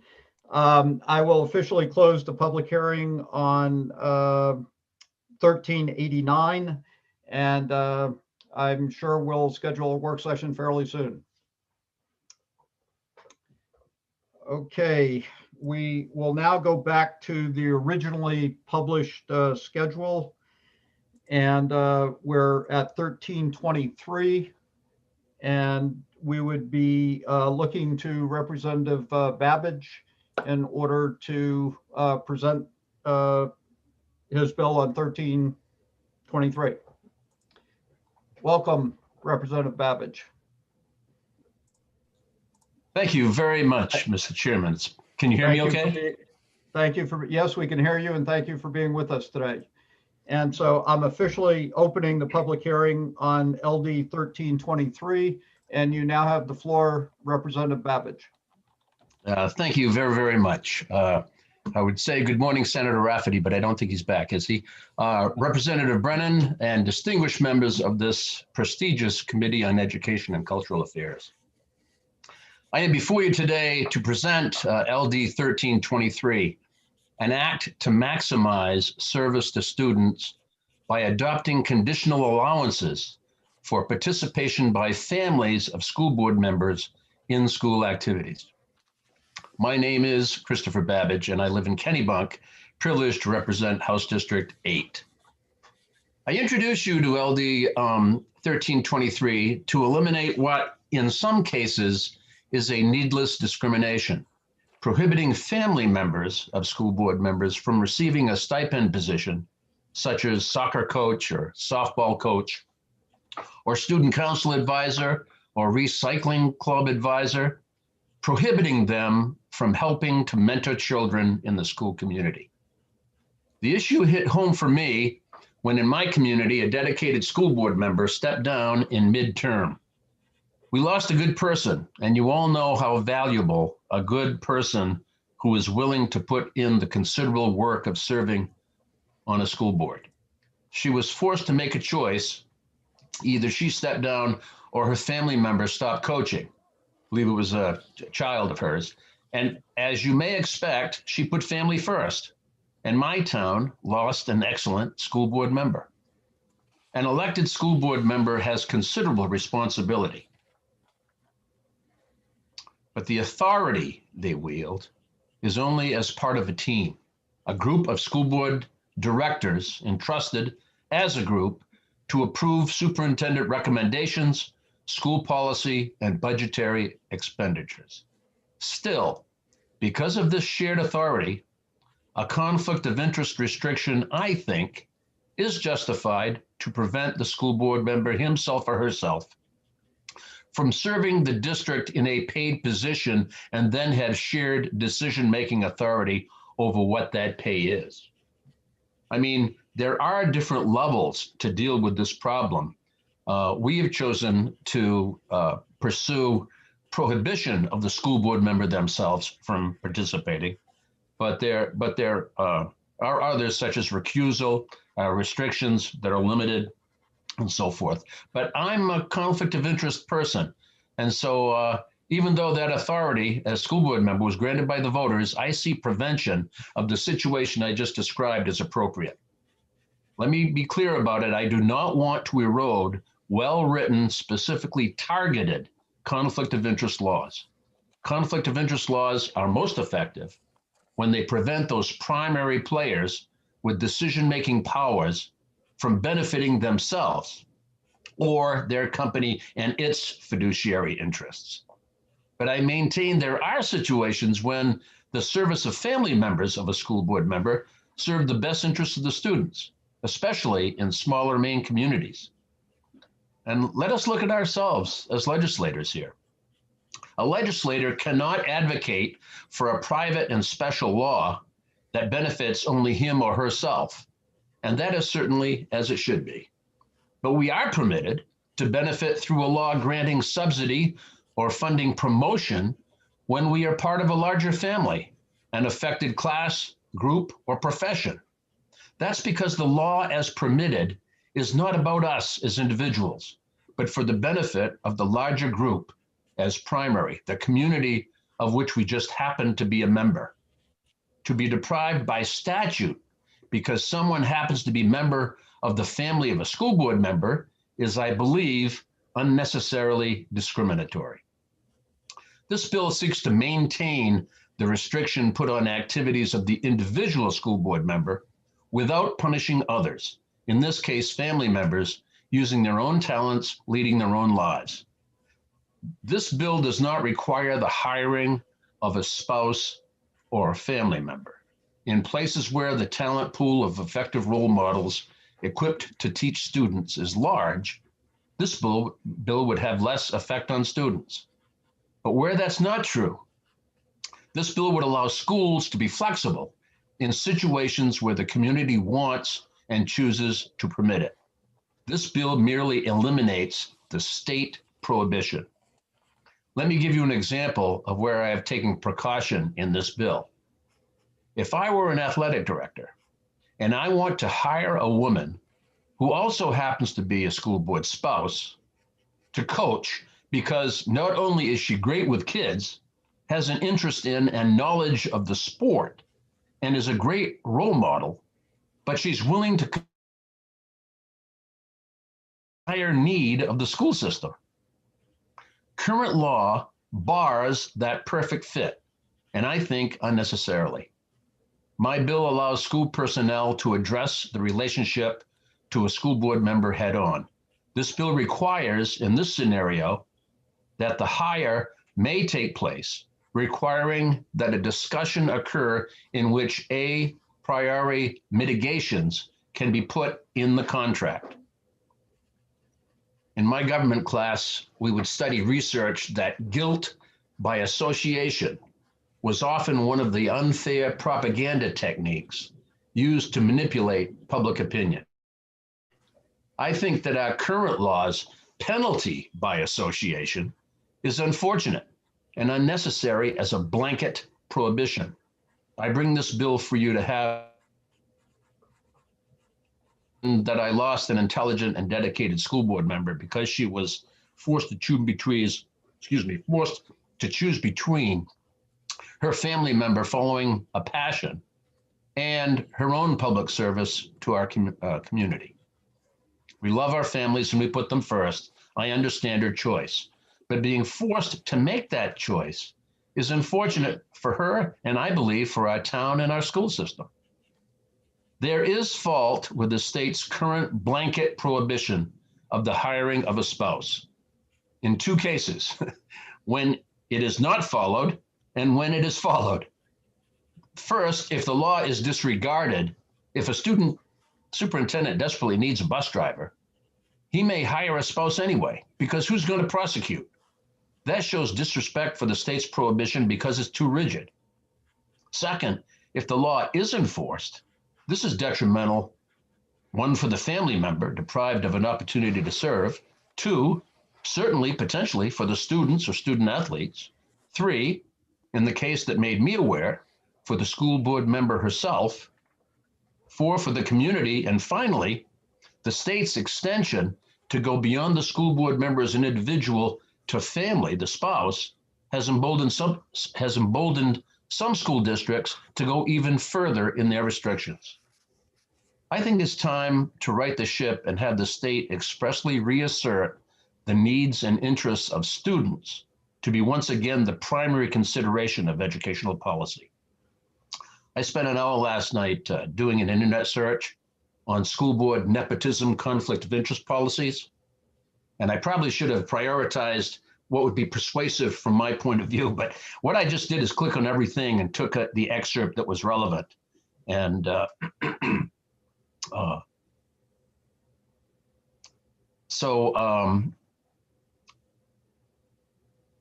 I've lost my place here. I apologize. So I did that research and I printed out the relevant excerpts, and I also included Maine statute as a comparison and an excerpt from my own district's policy at the end.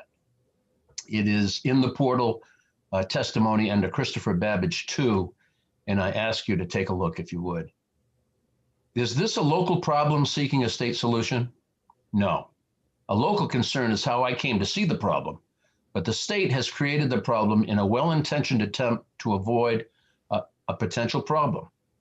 By adopting a blanket rule that creates unfortunate circumstances, I believe the state is being unnecessarily discriminatory. Conflict of interest laws should apply to public officials themselves to prevent graft, which by definition is direct financial gain. Regarding family, measures such as recusal should be used to avoid the appearance of favoritism. Ethics is best guaranteed by hiring people of character, and accountability is best guaranteed by transparency. The school system is the biggest employer and social network in Maine's small towns, the nexus of family activities. Having taught in a community of 2,000 residents for 8 years, I know that personal relationships, sanctioned by marriage or not, between administrators and school board members on one side and school personnel on another, are impossible to prevent. Current law penalizes people who marry and prevents opportunity merely because of family association.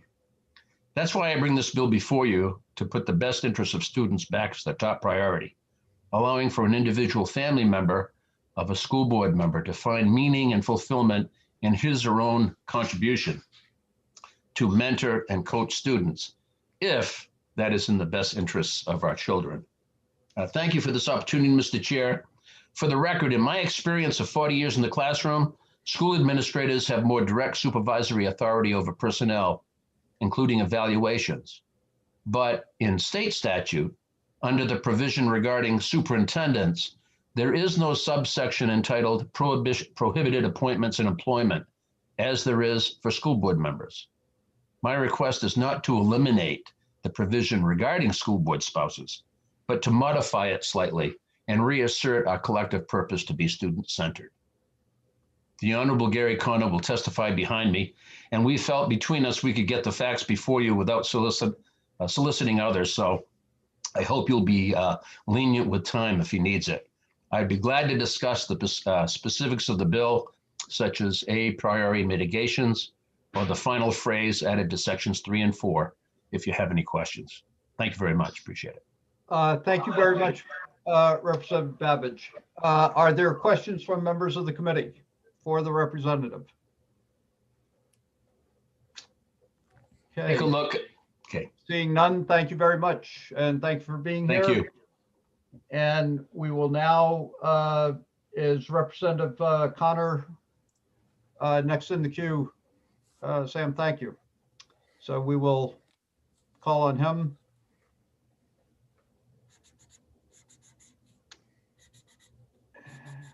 Hi, good afternoon.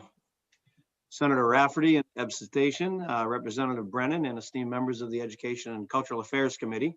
My name is Gary Conner. I am from Kennebunk, and I am here today to speak in support of LD 1323 with a great deal of thanks to Representative Babbage and the other co-sponsors of the bill.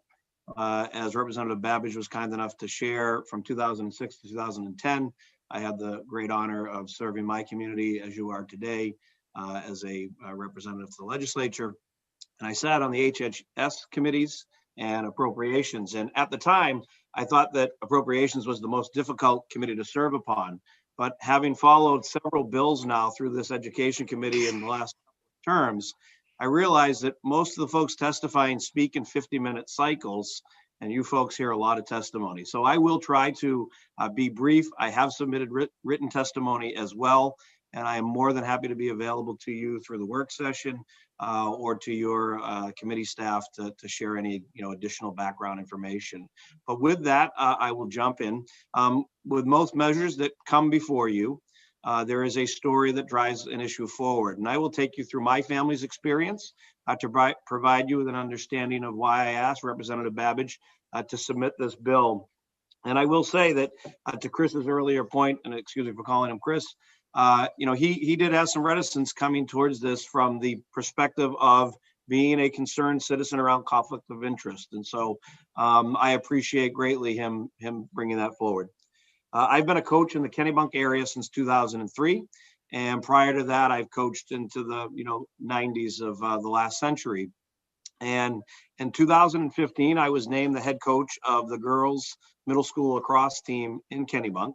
And since that time, I've coached either the boys team or the girls team in that capacity. In 2018, 3 years into my tenure, my wife Kendra was elected to the RSU 21 school board, a volunteer position requiring many hours of her time. During the start of the pandemic in April of 2020, the RSU 21 board entertained discussions related to whether stipend positions for the spring athletics season would receive their contracted remuneration. My wife, who is now chair of the board, properly recused herself from both the debate and the vote, correctly observing and identifying in public that she had the possibility of a conflict of interest. In the aftermath of that debate, it was noted that the RSU 21 policy at the time, policy BCC, which describes nepotism and exemptions to that rule, that stated, quote, employees who are employed on the date that an immediate or extended family member of theirs is elected to the board essentially can continue in their role. We then learned that that was in violation of MRS 20A subsection 1002. Upon learning of the policy's conflict with Maine law, I resigned effective immediately on May 2nd, 2020. And as Representative Babbage described earlier, Kendra has since resigned from her position on the board, and I have been rehired to coach the MSK, the middle school of the Kennebunk's boys lacrosse team once again.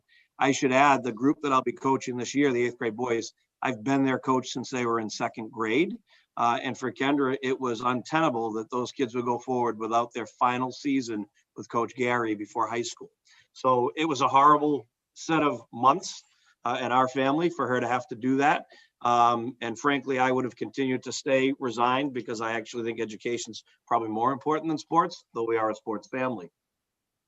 Notwithstanding the great coaching at Kennebunk High School, and it's unfortunate that Senator Rafferty is not here because I was going to give accolades to all of his great years. I'd like to call attention to the Kennebunk girls team and the great success they've had since 2015. And just to go back for a second, I coached those girls in 2015, and now they are the senior class of Kennebunk High School right now, and when they were in 7th grade, et cetera. And today's Press Herald described them as one of the teams to watch, and that they're looking to win another state championship and compete there for the 5th time in 6 years. So I don't share this to say, wow, I'm a great coach and nothing should matter. I share this just to say I'm a qualified coach. There wasn't favoritism that we somehow pulled 3 years ahead of time to hire me so that one day Kendra could serve and then would have a scandal. We're just not that smart. I will also share, earlier this year, I received a note from a former player, Brendan Witten, and he was just relating his experience and thanks, having played for me in youth hockey and lacrosse growing up.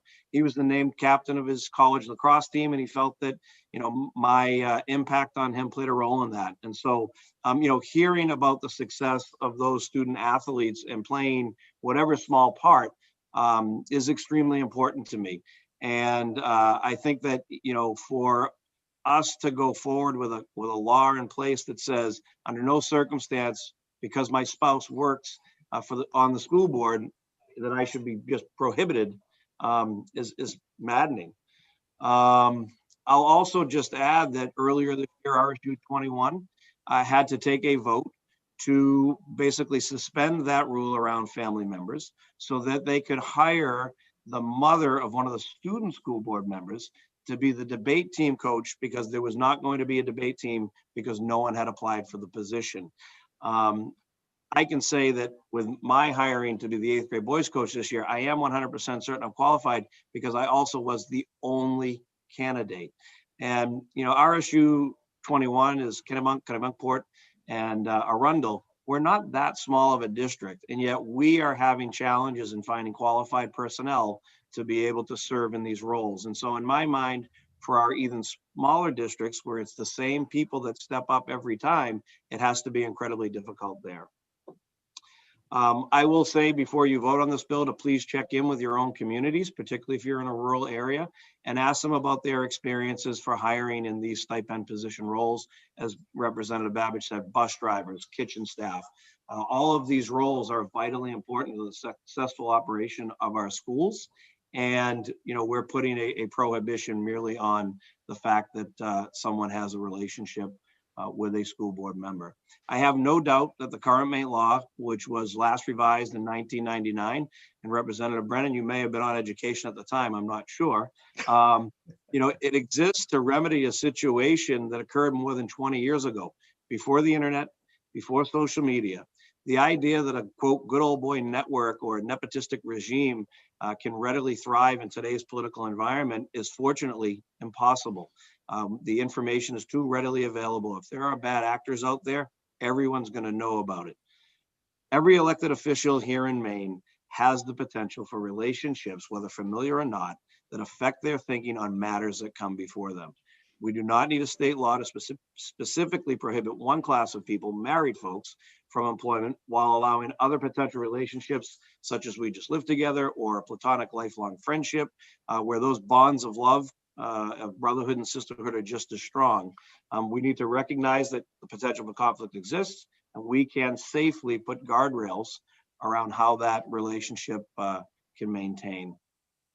Here in the legislature, you have very strong guidance around when to recuse yourself. And I asked the question, are we to believe that locally elected school board officials cannot safely operate with similar guidance? What makes school board different? For me, there is no compelling argument that makes the duty of a school board member somehow different than any other Maine elected official. Again, due principally to the size of our state, there are many examples of folks here in Maine serving in roles while their spouse and other family members are pretty important elected officials in Maine. And I will preface this by saying, in the two examples I'll provide, I have told both of these individuals personally, should they ever seek higher office, I would gladly and proudly support them. The Honorable Matt Dunlop is our state auditor. The Honorable Peter Mills is the head of the Maine Turnpike Authority.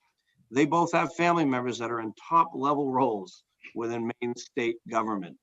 Why are they there? Because they're highly qualified, and that's why they're there. Why do I try to coach? Because I believe I'm highly qualified, and clearly our athletic director agrees, and therefore I'd like to continue to go forward, and I'd like to have had my wife be able to serve our community the way she was. As Representative Babbage said, I could actually support the full repeal of this law and allow for only local control, but Chris and I worked, Representative Babbage and I worked long and hard to come up with what's the best way to do this and maintain that strength and not just allow local control. And so first, we recognize the hiring of a superintendent is the only responsibility under Maine statute with respect to hiring. They hire the superintendent. They don't hire coaches. Coaches don't report to them. Bus drivers don't report to them. And so the idea that the building administration and superintendents can't manage their staff, I think is just wrong. Is there the possibility that things can happen that create a conflict and challenge? Absolutely. And so what do? You define those potentials up front. You define what the resolution will be up front, and you go forward. LD 1323 provides that path forward for hiring smart, for the safe hiring of family members, and it strengthens this requirement with state law.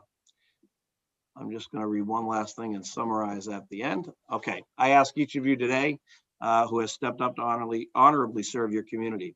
Would you like to have that conversation with your spouse, that one of you has to resign because of something that may have happened in 1999 or earlier, because of their failure to follow basic ethical guidelines? I can tell you from personal experience, you do not want to have that conversation.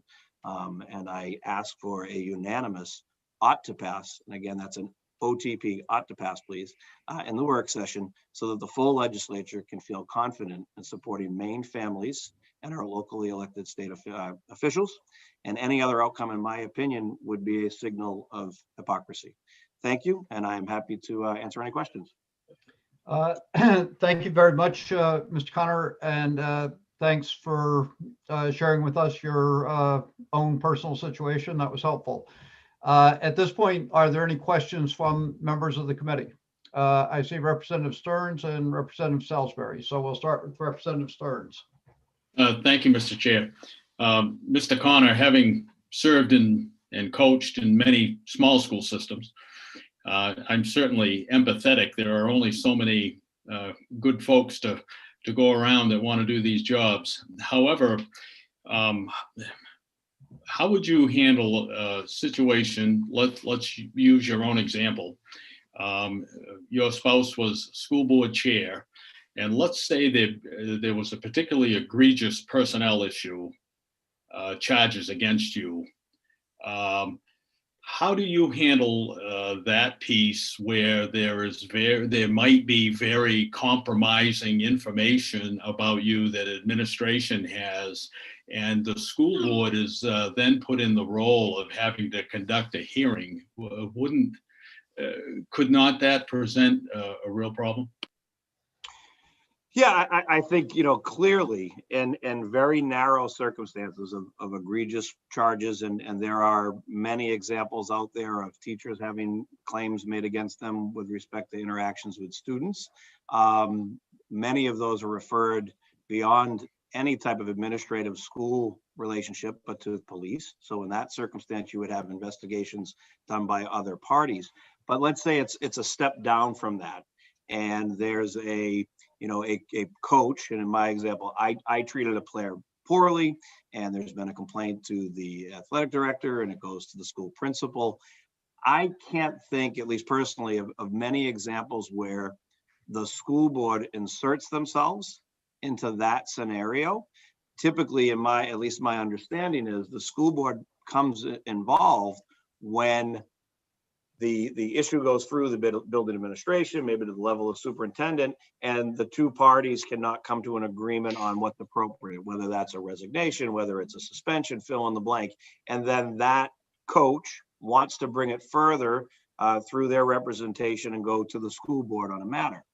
In that circumstance, obviously, general basic ethic guidelines would say that other party would need to recuse themselves.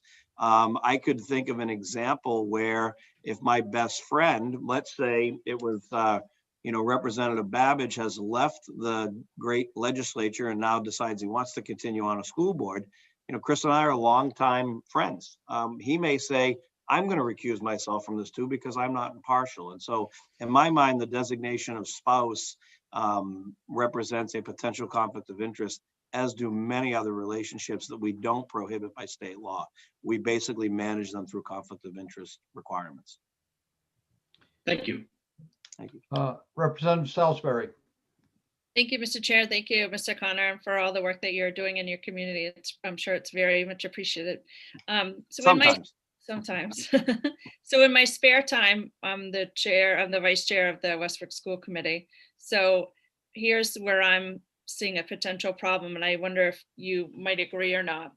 What happens in the situation where, for example, your coaching position, so you at the time were the spouse of a chair member, and say the law was repealed and anybody could apply, and so you applied to be the coach, brand new position, never coached before, and someone from the public applies. Do you see a problem with that scenario where somebody's going to have to choose between the husband of a school board member or another member, and saying that everything else is equal? Same Sure. experience, same level of interaction? Very fair question, and I will just tell you, and I'm happy to provide the documentation for work session. You just hired a great young new high school lacrosse coach in Westbrook named Nate Crimmins. Nate actually reached out to me. I'm the head of our local youth club, and he said, I want to build a youth program that's identical to the Kennebunk program. Will you help me? And I am helping him. So it's great that it was Westbrook that you're from. Congratulations. So in that situation, that's every hiring process in every role of state government. So for example, many were very upset that Governor LePage hired his daughter to work in the Blaine House. Were there other qualified candidates? That's a criticism that was out there publicly.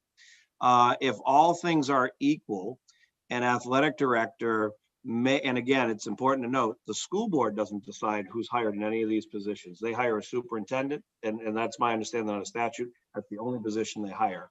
Now, could there be pressures on someone? Oh, you really should hire so-and-so.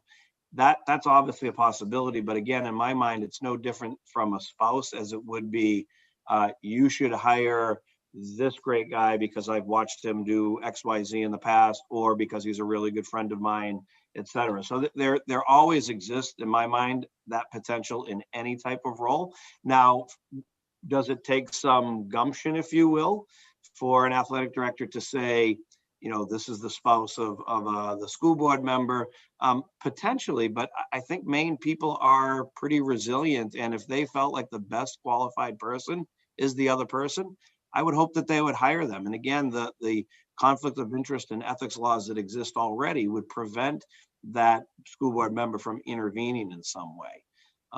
At least it should, right? I can imagine that no one here on this call ever makes a call to the HHS department that says, I've got this young kid coming out of college you should really consider. So it's in my mind that it exists in all facets of what we do, and it's really up to our hiring, you know, processes to root that out, if you will. Follow up, Mr. Chair. Sure. I think I think where I was going with that is more the perception versus the reality of the situation. You know, it's a difficult position to be in, potentially for an athletic director or hiring manager to be in that. It's sure. No, now I understand the direction. Yeah, absolutely. And I think that's also, you know, perception. We're never going to manage and by statute manage perceptions. People will potentially say, so-and-so got this role only because, and maybe that's true in some instances, but I don't think there are so many examples. If we tried to address that through statute, we would be here in all walks of life. Why did a kid get into Colby when the person that was ahead of them, you know, on the ranking in the class, not get into Colby? Well, it was because his brother went there, or fill in the blank. And you know, so I can definitely appreciate the sensitivity to it. But I think that the overarching needs of our students to have good qualified coaches. I mean, a secondary example is just our 8th grade girls team this year for Kennebunk. They reached out and asked me, would I be willing to potentially take that team on too, because I do coach both sides, and 2, do I know a former player or someone that we can plug in this role, because people just aren't out there for these positions. And so to me, we could even go further to say, well, only if no one else hires, they can be there. But I see, in my mind, that's when local control comes in to, you know, they can kind of drive that forward. Okay, thank you. Any other questions from members of the committee? Seeing none, thank you very much for being here. And obviously, we'll see one, if not both of you, at the work session. Thank you. We will next go to opponents of the bill.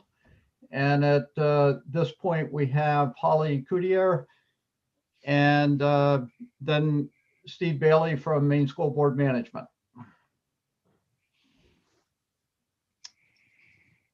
Ms. Coutier, thank you for being with us. Good to see you today and again this week.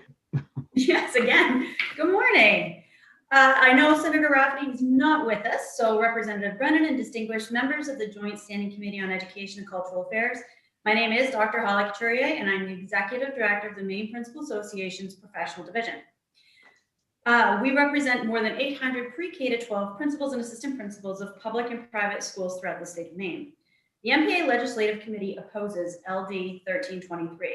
While we fully appreciate the fact that this bill would require a signed contract that includes a policy on nepotism that discourages favoritism, we believe that although this will work well when things are going right, it could potentially cause issues for the employee, school, or school board if things go awry.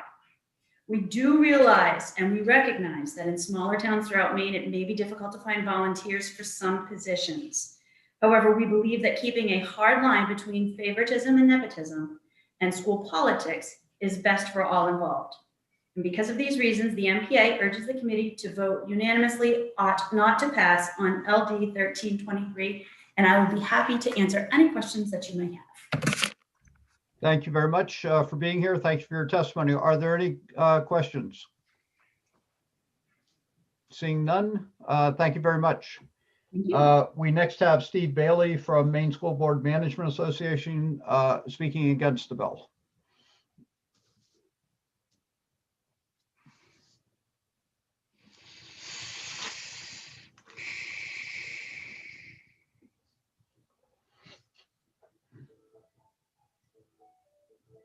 Maybe we have Eileen King instead. Do you know Sam? They always show up twice, so sometimes it's a surprise. It could be Eileen, It could be Steve. I'll rename them once we find. There we go. It's Steve. There he is. Okay. So we have Eileen King's name and Steve Bailey in person or on Zoom. Welcome, Mr. Bailey. Good afternoon. Now I think it's actually Steve Bailey in person with my name there, right? So I think we've corrected that. Thank you, Sam. Senator Rafferty, Representative Brennan, and members of the Education and Cultural Affairs Committee. I realize Senator Rafferty would like to be here today, but is on the West Coast.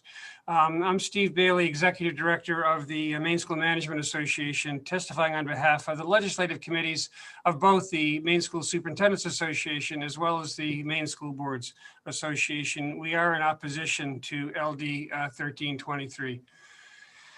And even though there's been, I think, as I've been listening, significant testimony in favor of the legislation as proposed, this is a bill that school boards have concerns about, superintendents have concerns about, and I'll read why. The bill will substantially erode the longstanding school board conflict of interest law, impair public confidence in the integrity of school officials, and lead to intractable private and public disputes. It not only sets the stage for conflicts of public interest, but creates the appearance of conflicts, which is just as damaging to public trust. And this really is something in terms of we've all experienced in our communities. And when that happens, it creates a furor in terms of the issues that come up between school board, school system, and the politics around hiring of particular personnel. It will be most problematic when board spouses are hired for positions where they are paid stipends for their work, regardless of the amount. And in the situation that was talked about before, and it's unfortunate that their policy, nepotism policy, BCC, had been incorrectly written to allow for relatives to be hired. State statute would have prevented that, and MSMA's sample policy, BCC, clearly states that relatives, actually the spouse, cannot be hired. The policy itself, the sample policy, goes to include other family members, and many school departments have actually adopted that policy to extend beyond what state law currently provides in terms of the prohibition of the spouse being hired. Often those hires that are made, though, are high-profile roles in the community, such as football, basketball, or lacrosse coach, or theater directors. The performance of coaches in their hiring and firing can become very controversial in the community, and without question could lead to claims of preferential treatment if their spouse is on the school board.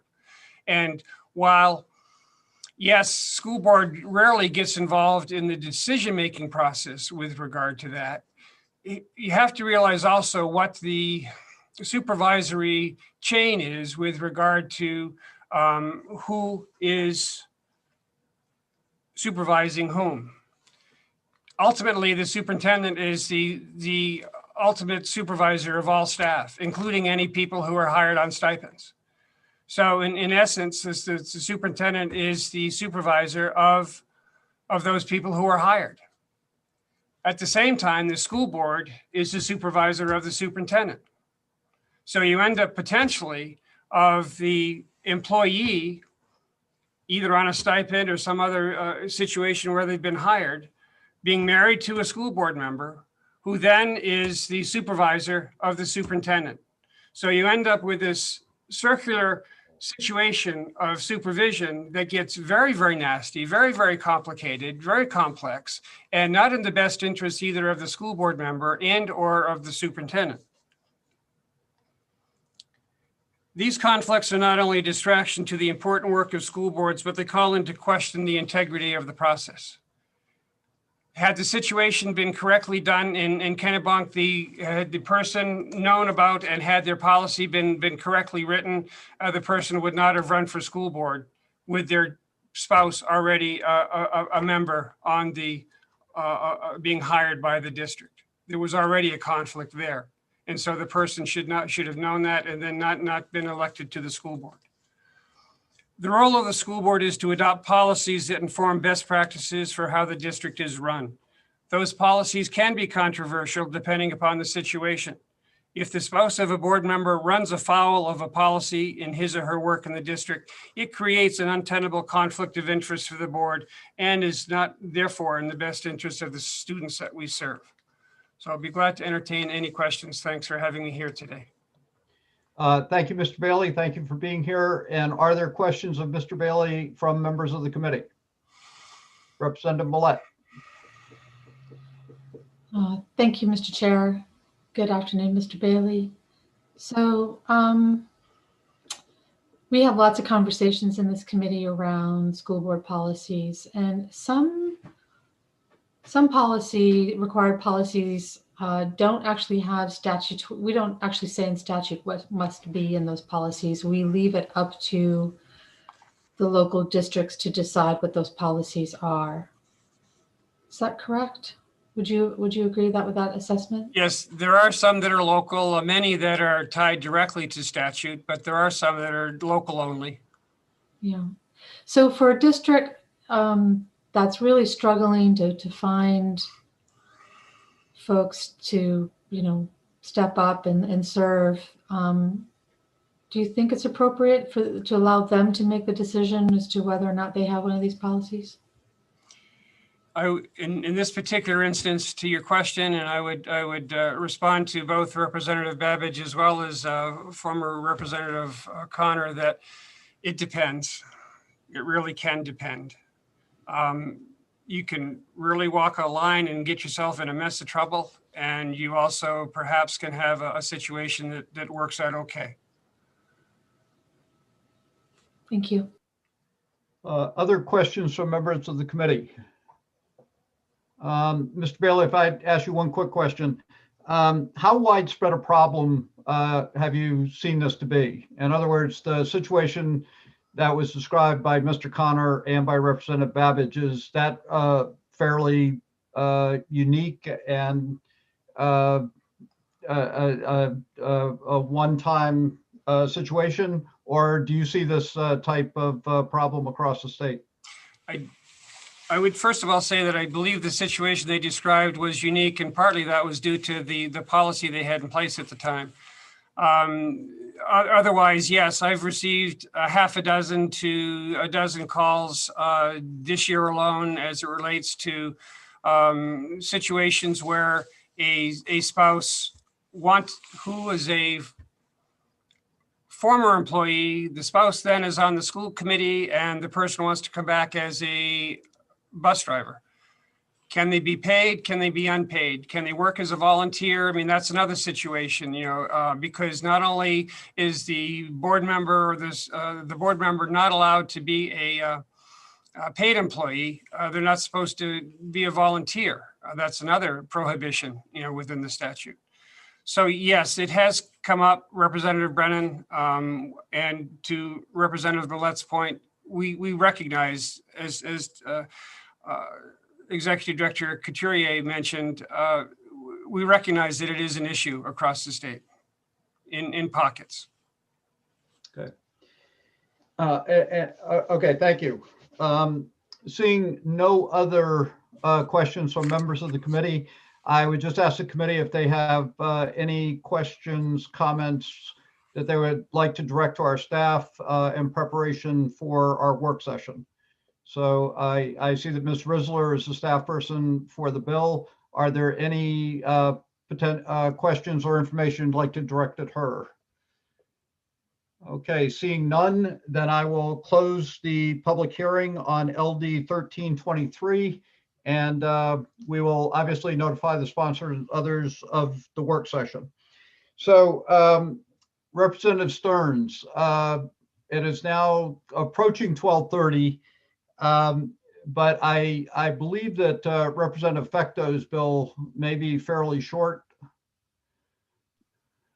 I think his intent was for us to expedite the hearing, go right into work session and kill the bill. Is that the last bill remaining? Yeah, I believe that was the case. If he is here, I'd like to go ahead and take up that bill and then break. And that would leave us with two bills when we come back, and we could possibly come back at 1:15. Does that make sense to you, Representative Stearns?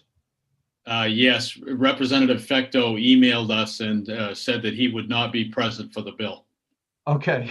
And to go ahead. And for further indication. Okay. So this is what we're going to do. I am going to open the public hearing on this bill and allow, there are at least two people that had signed up to testify on the bill. And if there are people that still choose to testify, we will accept that testimony. And then we will close the public hearing, go into work session, and move ought not to pass on the bill. So hopefully we can get through that very quickly. We would then break and I think come back at 1:15. And we would have, that would leave us with two bills this afternoon. So I see that Sam's on the telephone, and that always worries me, that he's either talking to somebody or doing something differently. So Sam, are we okay to go forward? I'm sorry, Representative, I missed the past 2 minutes. I was on the phone. Okay. Before I say okay, what was said? All right. Here's what we're going to do. I'm going to open the public hearing on LD 1379. So we'll officially open the public hearing on it. We understand that Representative Fecto will not be here to present the bill, and that it's his desire to have the committee vote ought not to pass on the bill. We do have Holly Coutier again and Steve Bailey that are signed up to speak against the bill. And if they want to take, either one of them would like to take the opportunity to speak against the bill at this point, just procedurally, I would allow that to occur, but I hope that they would possibly be willing to step aside in terms of their public comment. So Sam, okay, so Representative, would you like me to bring in Dr. Couturier and then she can answer Sure. that question? Yeah. Okay. Yep. That would be fine. And then we'll do the same thing with Steve Bailey too. Oh. There we go. There she is. Ms. Coutier, you probably heard that Representative Fecto will not be here to present the bill and intends for us to not to pass. You still had the opportunity to make comments if you want, but I don't think it's probably necessary at this point.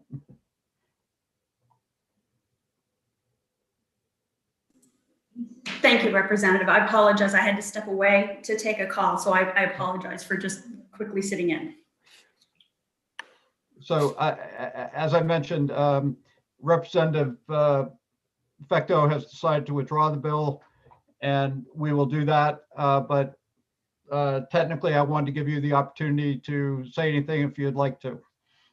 No, I fully appreciate that, and we are all set. Thank you. Great. Thank you very much. All right. We'll now go to Mr. Bailey. And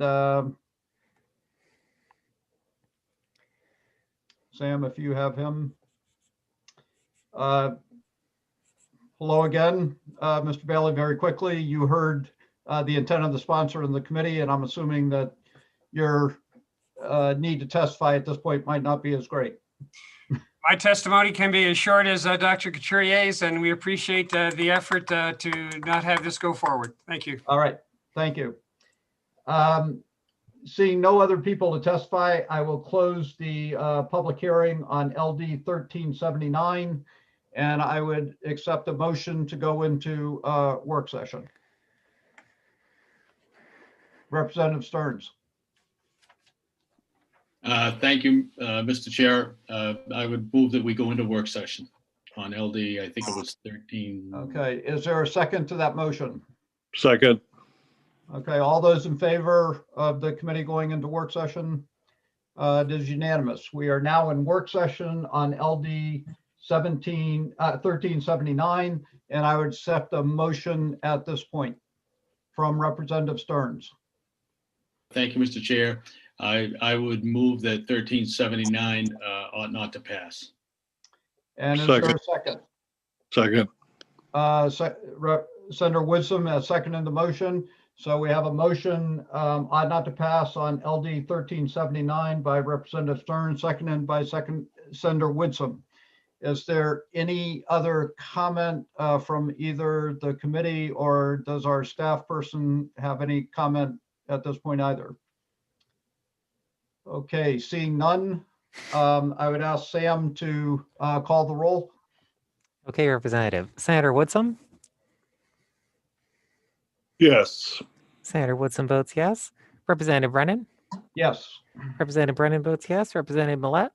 Yes. Representative Millette votes yes. Representative McCray? Yes. Representative McCray votes yes. Representative Dodge? Yay. Representative Dodge votes yay. Representative Crockett? Yes. Representative Crockett votes yes. Representative Salisbury? Yes. Representative Salisbury votes yes. Representative Stearns? Yes. Representative Stearns votes yes. Representative Sampson? Yes. Representative Sampson votes yes. Representative Lyman? Yes. Representative Lyman votes yes. All right, Representative, so it is unanimous of those present and voting in favor of the motion. Thank you very much. So the motion does prevail on LD 1379. I will now close the work session on LD 1379, and we don't have to vote to go back into regular session. But at this point, I would suggest that we break until 1:15, and that we come back and that we will do LD 1383 and 1393. Any questions, comments, or thoughts?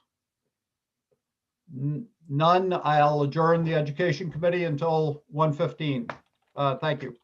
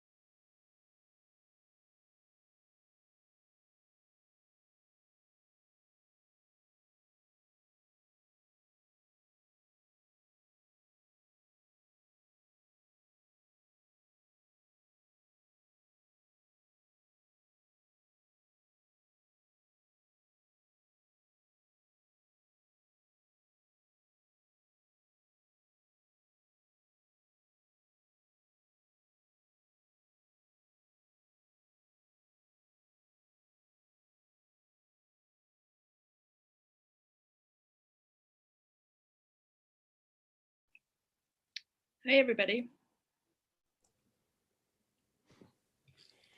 Hey, how are you? Great.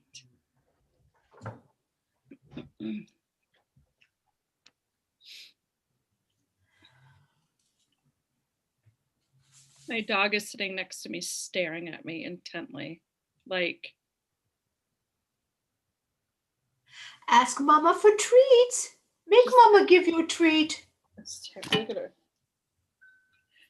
There's nothing like an old English bulldog staring you down. Give her treat. Give her treat. Pat and scratch. Beautiful baby. What's the name? Holly. Holly. Hello, Holly. Got your mama. Did Jan talk to you? Oh, she's like, got your mama. Did Mama give you a treat? Make Mama give you a treat. Okay. Senator Woodson, I just want to say it's always good to see you, but today even more so.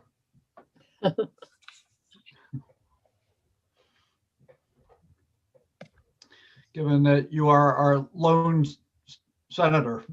He's enabling us. The Lone Ranger. That's right. So we certainly always appreciate you having here. It's just more so today.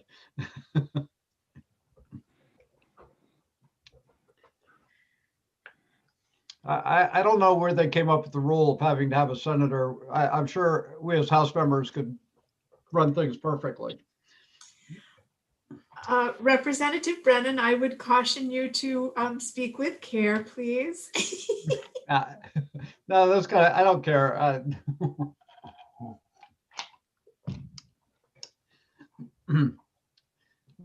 It's always interesting. When I was in the Senate, we always thought we could do okay without the House. And when you're in the House, you feel that you don't need the Senate.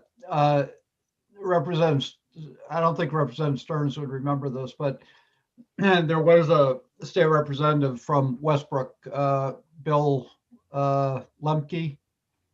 Do you remember her? He was a professor at the St. Joseph's College. I have heard of him. And every session he introduced a bill to create a unicameral legislature so that you'd only have one body. Nebraska is the only other state in the country that has a unicameral legislature. And the bill typically would pass the House and then fail in the Senate. So, but he brought it forward 2 or 3 times. And it was always a good civics lesson about how to structure. Do you know who has the largest legislature in the country? I would suspect New Hampshire. That is actually true. And they have 400, they mimic the congressional, and they have 435, 35 people, I think, in their House, just in the House. It's the largest legislature in the Western Hemisphere. I believe that their annual stipend is $100, and it That has is correct. That is correct too. Yep. And what was the last part? You get paid $100 a session to be in the House in New Hampshire. They get their work done quickly and go home. Right. So they do. I think that I'm almost certain they reimburse for expenses, but the actual salary that you get is $100. So Quite a difference between New Hampshire and Massachusetts. yes, they have full-time legislators that they pay full-time salary. In Massachusetts? Yep. No kidding. Yep. See, who has time to research this when you're so busy doing your job here in Maine? I don't have time to think about that.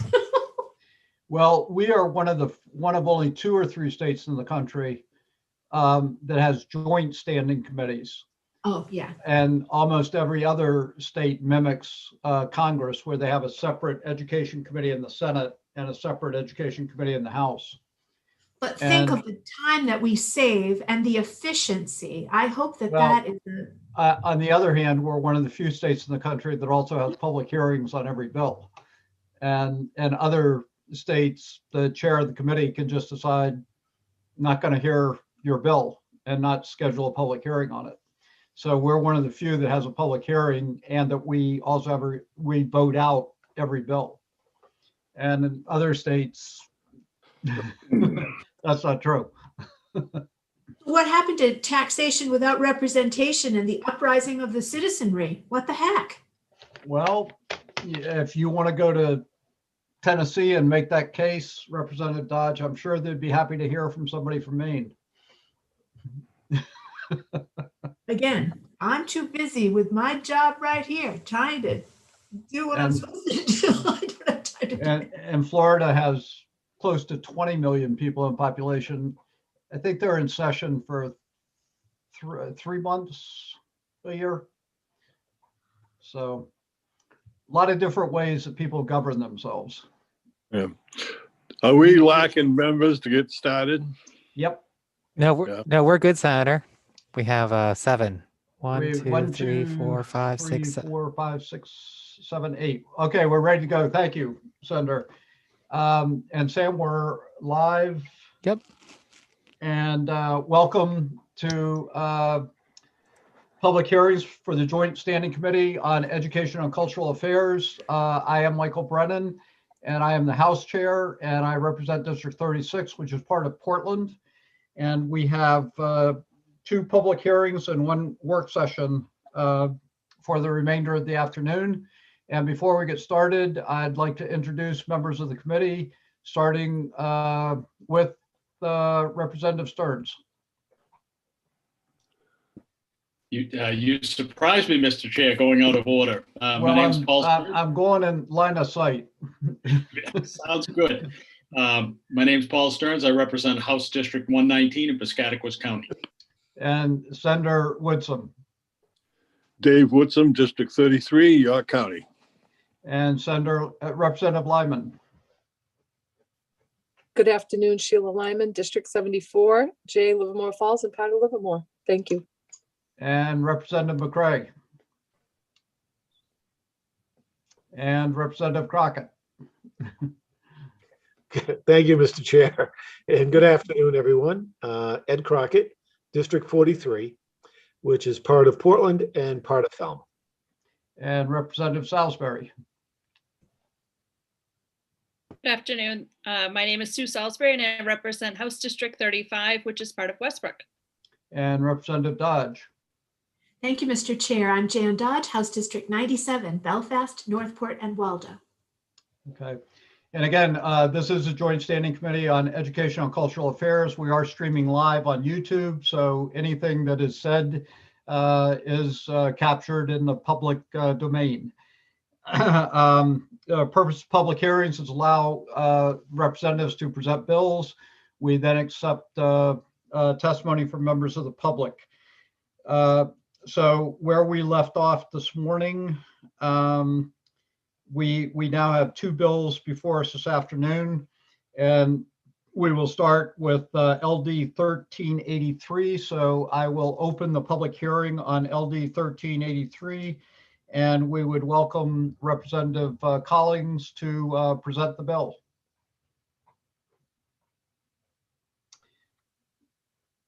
Welcome, representatives. Good to see you. Thanks for joining us. And you have the floor. Okay. Thank you, Representative Brennan, members of the Education and Cultural Affairs Committee. I'm Representative Benjamin Collins. I represent House District 42, part of the city of Portland. And I'll get right into the bill on what actually this bill would do to limit the homework in schools, public schools in Maine. So there's 2 components to it, but actually after having talked with many people, I think I would be fine to kind of move in one direction, and I'll explain that here when I go through a few points. So first, what this bill seeks to do is to not have homework in grades K to 5th, and then the second part of it would be to ask for a study on what should be recommended, some guidance for middle school and high school. So that's basically what the bill does. And after talking to many teachers and some principals and educators and people that work with young children and therapists and so on and so forth, maybe it might be good that before there would be a change to K to 5th, that maybe there might be need to study that further along with the middle school and high school. The reason I brought this bill forward, there are two issues I kind of look with homework and how they impact students and their families, and as well as teachers. And the two places that I look is first is the question I want to ask is, how effective is homework for children to retain what they've learned in the classroom, to help them with tests, to help them learn the subject, to prepare them for the future, for work, for society, and so on. And so there's a lot of different opinions on how effective homework really is.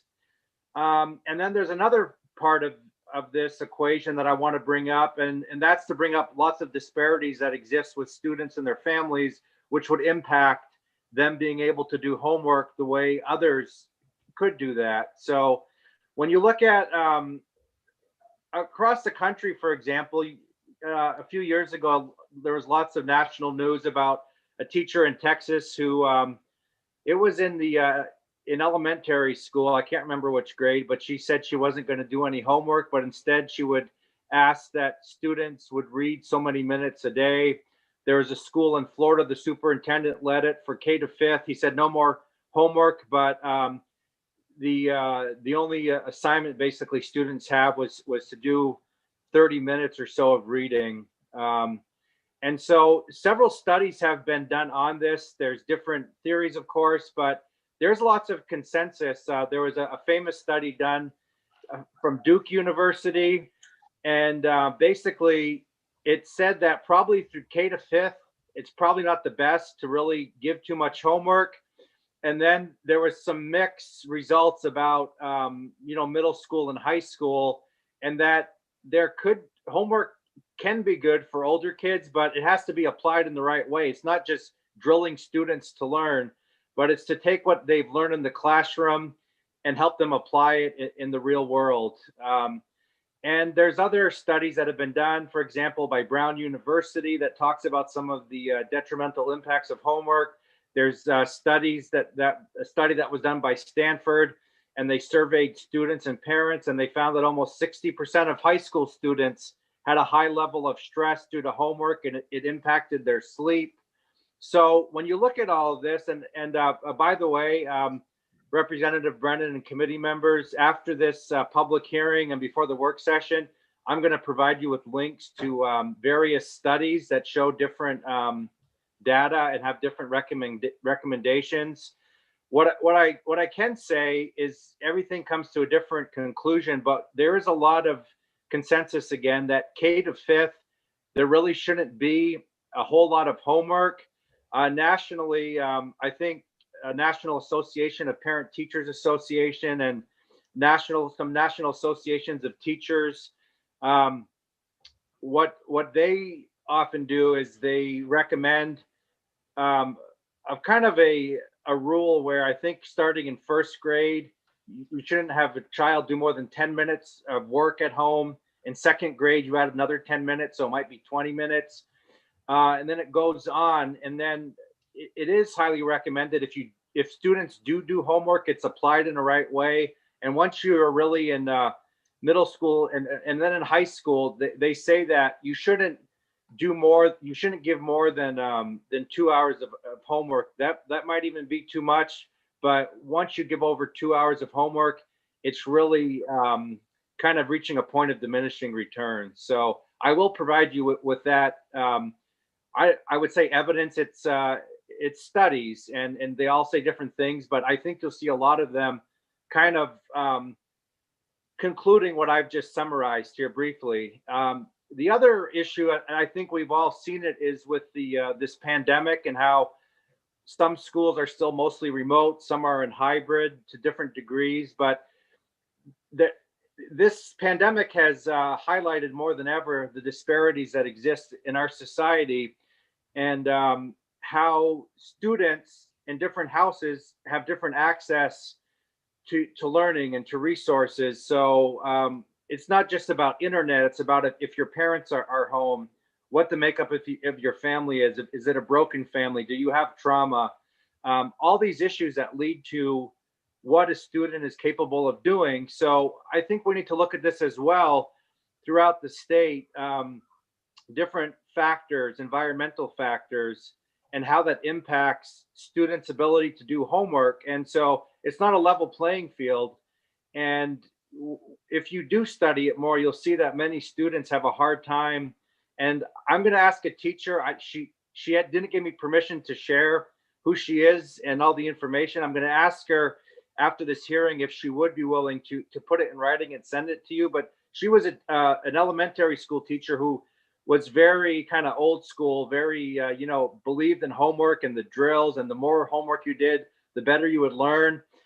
And then years later, when she was getting close to retirement and now is retired, she started doing a program mentoring students. And what happened was students she taught when they were in elementary school, now they were in seniors or out of high school, and she was helping them. And once she found out about their personal lives and the struggles they went with and what they had to deal with in their home situation, she felt really bad because she realized she was really making them feel guilty and forcing them to do work, when really, because of certain factors, it was so hard for them in their home environment to do the work. So there's those environmental issues as well that play a factor into homework and learning. Now, we want to talk about the state's role versus local role. I know every time we talk about anything the state might do that may impact schools or communities, kind of the radar goes up and people say, in Maine, we like local control. We don't want the state to tell us what to do with education. For many things, I'm a proponent of that as well. I think the test for me is there a compelling state interest for us to study this further? And I think there is.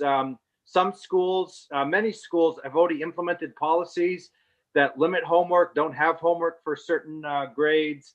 They may have that national model, as I mentioned before, 10 minutes for, one of the earlier grades, add 10 minutes for each grade as you go. They might try to limit it to 2 hours or so. In high school, I remember when I was in high school, I had hours and hours and hours, and after school and sports and chores and meals with my family, I would sometimes be up so late doing a report or studying for homework. So, I know that's changed. From what I've been hearing as I've been talking to teachers around the state, a lot of them are active. Their school boards are active. The administration's active. PTAs are active. And they do have fairly progressive, evolved policies on this. Now, there's some that don't, but I think what I want this committee to look at is to kind of find that out and find out what's happening in the state. And if I would say that if there are ways that homeworks affect students in one community, there's a good likelihood there's the same effect in every community in the state. For the most part, I don't think that what we do for homework in school in one place has an impact on students that it wouldn't have an impact in another community. So I think the state does have a role in looking at this. I think we should study this and we should look at, specifically what I said, what's been highlighted in this pandemic and the challenge many students and families have had to do homework. And we should also look at the grading as well. Like what is fair? How should we assess what the students can learn, and are students doing the best they can in this sort of difficult time?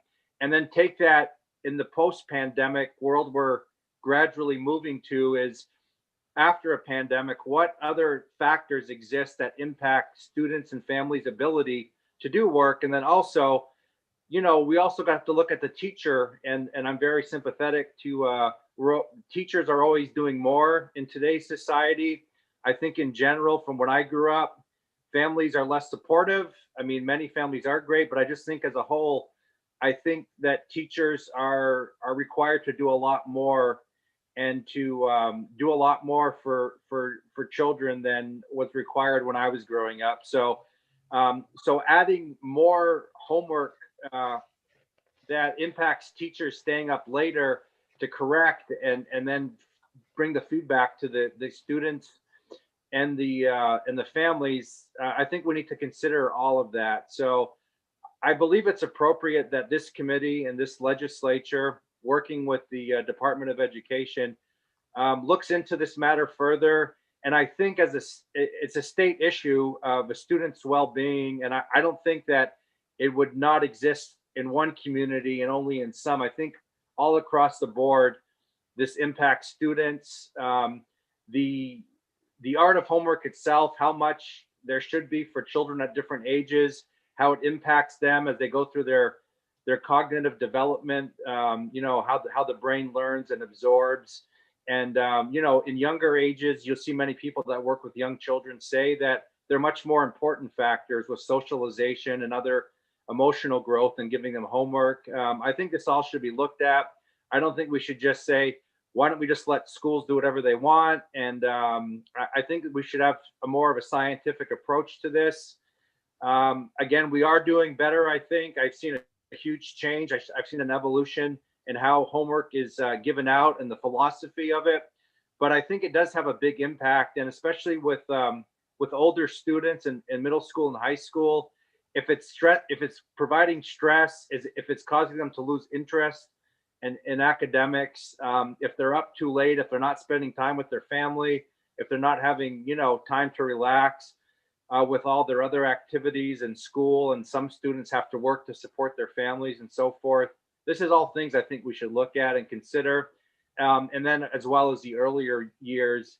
And I think there's more consensus around that. And that's why I was a little bit more assertive in what I thought should happen in K to 5th, because I think there is a growing consensus everywhere that there really should be much greater limits on homework in those grades. And finally, I'll conclude before answering any questions, if there are any, by saying I understand people, again, will testify that they want this only to be at a local level.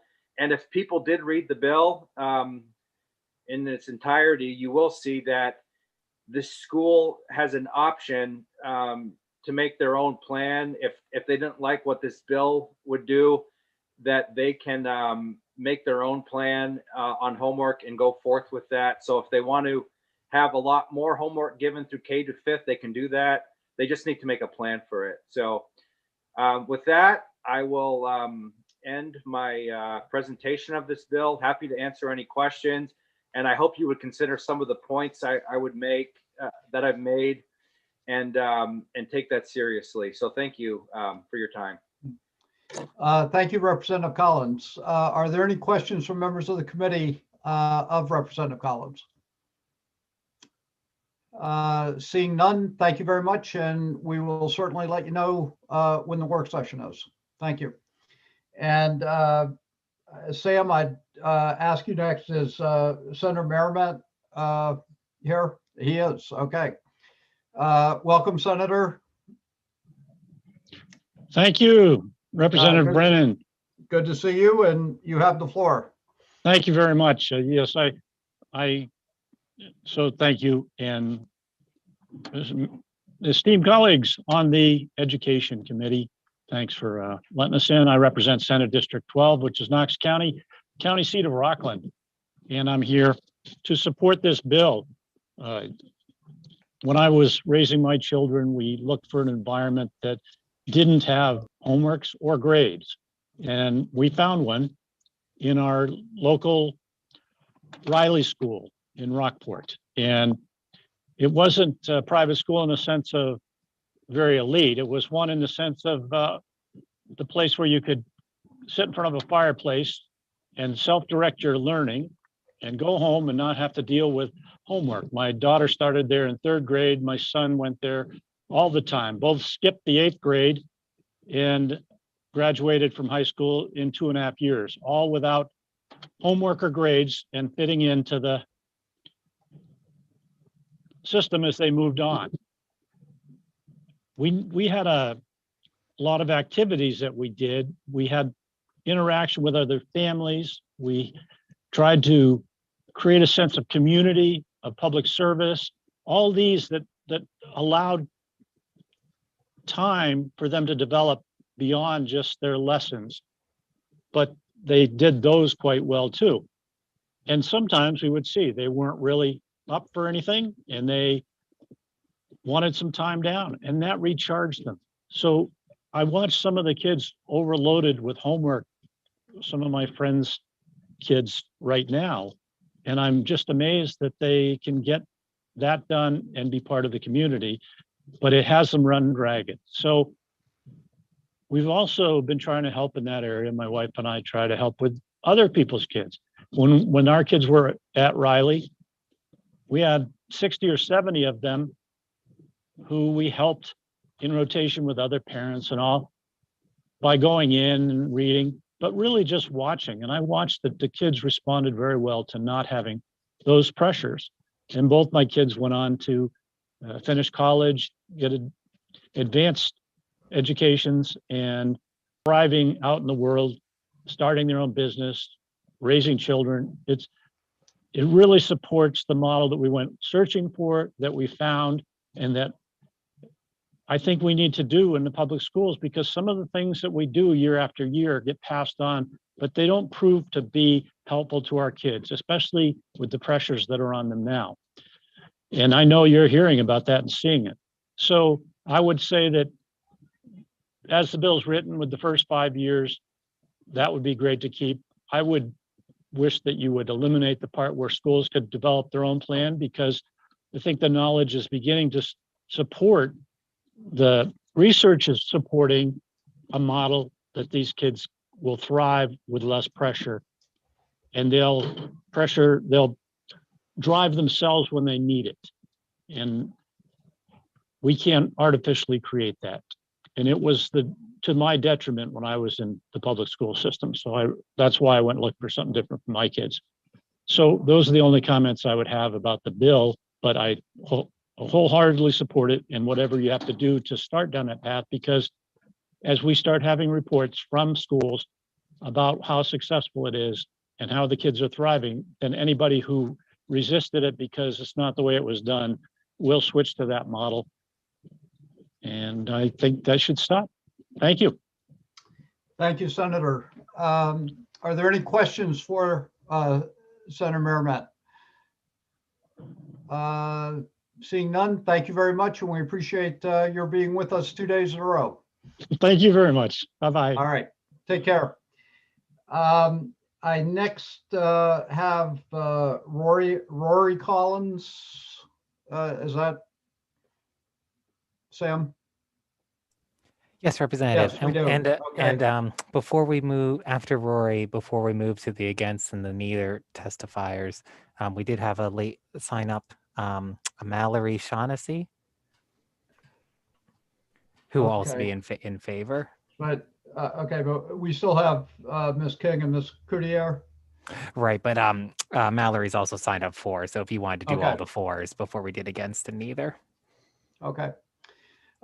Ms. Collins, welcome being here, and you can proceed with your comments. Hi, thank you for hearing me. And yes, I am related to Representative Collins. He's my son. I am retired teacher. I taught for over 30 years in, I live in Fort Kent. I taught in 5 towns up here, and I've taught from pre-K to grade 7. No matter what grade I taught, I always had frustration about homework, what it should look like, and struggled with that both as a teacher and as a parent of 4 children.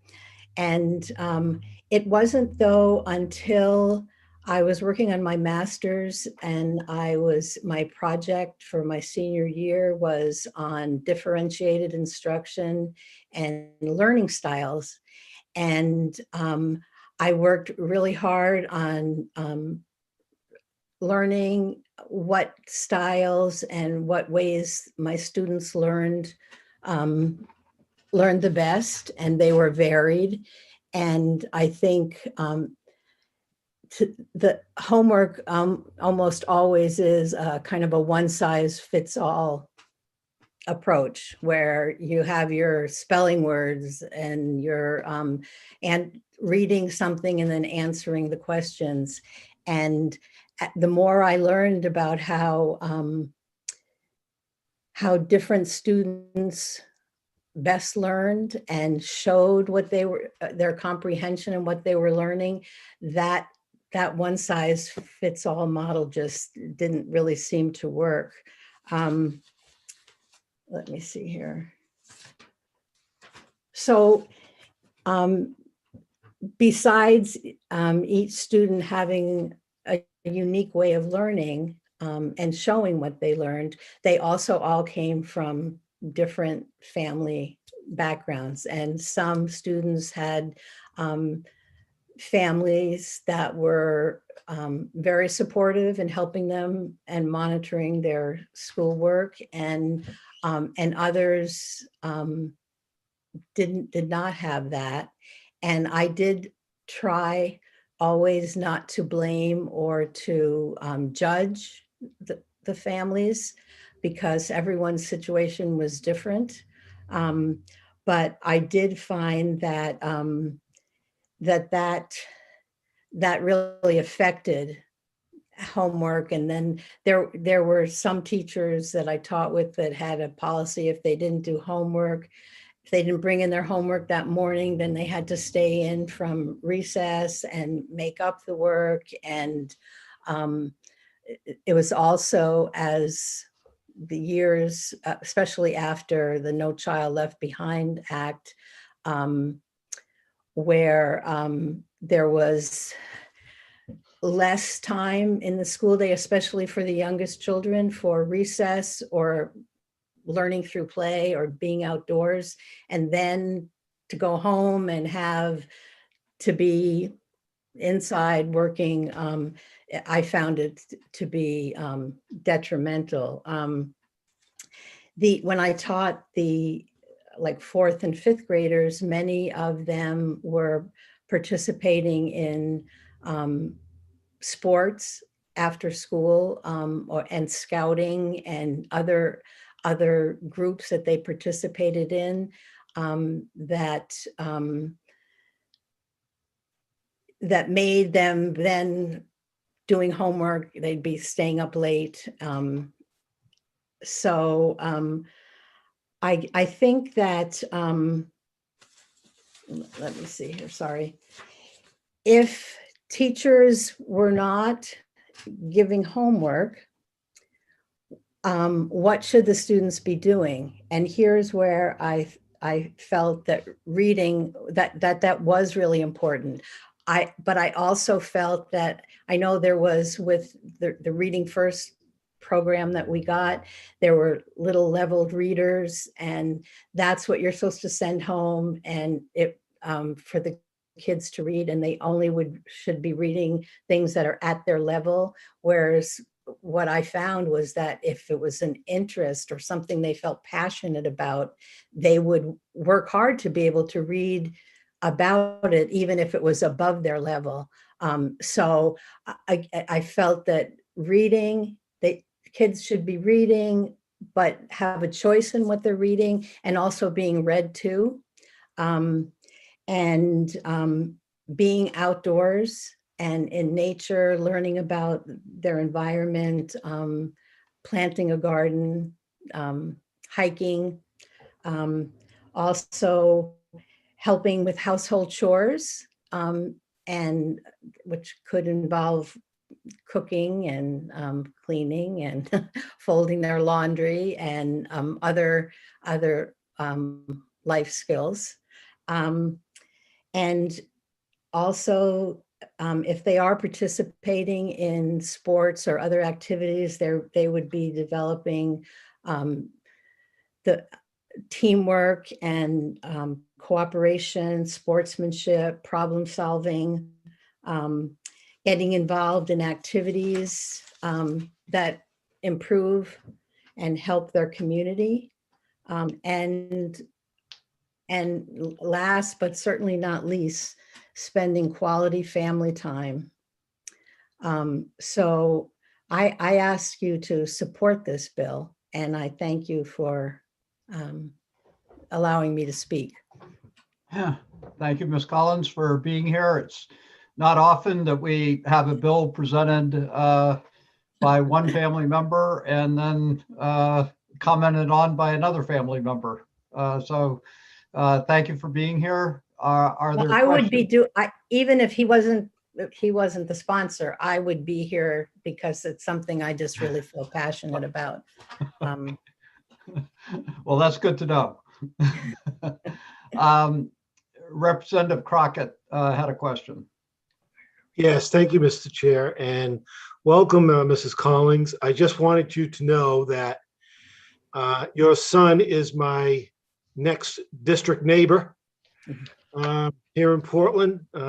We live about 2 miles from each other. And so if you really want to know what he's up to, feel free to give me a call.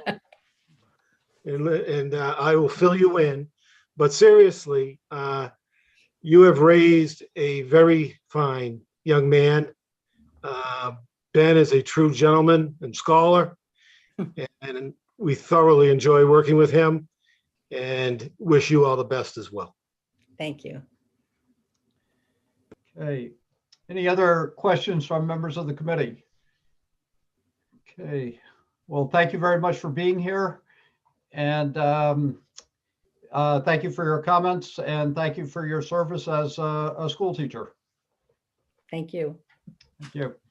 We now will go to Eileen King from Maine School Board Management Association. Oh wait, Representative, I think we have one more person in favor. Oh, I'm sorry. Okay. Yeah, we had cross out. We had a cross out. Okay. So we had one more. That was Mallory Shaughnessy. Who was Yes, speaking in Representative. favor of the bill. Yep. Okay. Welcome, Ms. Shaughnessy, and you're free to proceed. Thank you. I hope you can hear me okay. Excellent. Okay. Good afternoon, Representative Brennan. It doesn't look like Senator Rafferty's here, but members of the Joint Standing Committee on Education and Cultural Affairs. My name is Mallory Shaughnessy, and I'm a resident of Westbrook. I tend to be before the legislature in my day job as an executive director of the Alliance for Addiction and Mental Health Services, but I'm here today before you on my own as a mother of 4 sons, now adults, and having, knock on wood, thankfully successfully come through the educational systems. And I'm here to speak in support of LD 1383. As a mother who spent 23 years of my life engaged in our public school systems in some capacity, as my sons worked their way through to graduation, I have some thoughts about the practice of homework. My 4 sons had very different experiences in our school systems due to differences in strengths and challenges that they faced. A couple of them were able to thrive, succeed, move on to college, energized by their learning experiences, excited for the continuation into their college years. Their learning styles and strengths aligned well with the mainstream of teaching and the system of homework in their younger years, while cumbersome and limiting sometimes of their time out of doors for sports or engagement in other creative activities such as music or theater was not punitive in its impact and did not increase their stress levels. However, for 2 of my sons, the process of homework in their early days, 1st grade through 6th grade and actually beyond, became a nightmare of struggle, lengthy hours, serious stress. They had learning differences. They did not fit into the basic molds. And even with adaptations and some accommodations, they struggled to complete assignments at home, taking far more time than they should have had on this rather useless activity. Both were smart, both could understand the concepts, and they could show their knowledge verbally, but they could not easily work through what was simply often busy work. Even given this difference between the homework impacts among my own children, they were very lucky. They had involved parents. They could assist and support them through the struggles they encountered, who could give them the benefits of technology for voice dictation on a computer to aid in struggles with dysgraphia. And dysgraphia is a neurological disorder that generally appears when children are first learning to write and hinders their written word. But we could advocate in special education team meetings. We could make adaptations to help reduce the stress and the frustration they face due to some of the processing disabilities. Unfortunately, many children do not have these same home supports, and when you add learning differences to the already inequitable impact of homework, you're creating a nearly impossible hurdle to overcome for some of our children's most in need. In general, homework is a basically inequitable process. While students growing up in more affluent homes are likely playing sports, participating in recreational activities, having access to computers, receiving assistance from parents or additional tutoring, children in a disadvantaged home are more likely to be helping take care of siblings while their parents are working, possibly dealing with an unstable home life without access to technological aids. Many children also live in temporary housing, such as motels or homeless shelters. While schools can provide low-income students with warmth, food, supplies, and knowledgeable teachers, asking students to bring essential work home with them removes those pillars of support from their educational process. Through no fault of their own, many students have little, if any, chance of being successful with work sent home. And in addition to not completing assigned work, they get another loud and clear message that they just can't be successful in school. While public education is often held up as the antidote to poverty and a great equalizer of our society, it's quite possible that the opposite isn't often the case. An education that is dependent on homework, especially if it requires technology, may actually reduce social equity. There's some studies that I share in here, but given these factors, it makes sense to me to simply eradicate homework in the lower grades when homework is often dependent on factors external to the child of time, technology assistance, and support. Even autonomous projects can be completed in school hours in these years, given time in a library or a computer room and with the assistance of ed techs or librarians, rather than sending them home to complete these projects. I thank you for considering my testimony. I would ask you to please support this bill and its move it toward a more equitable public educational system.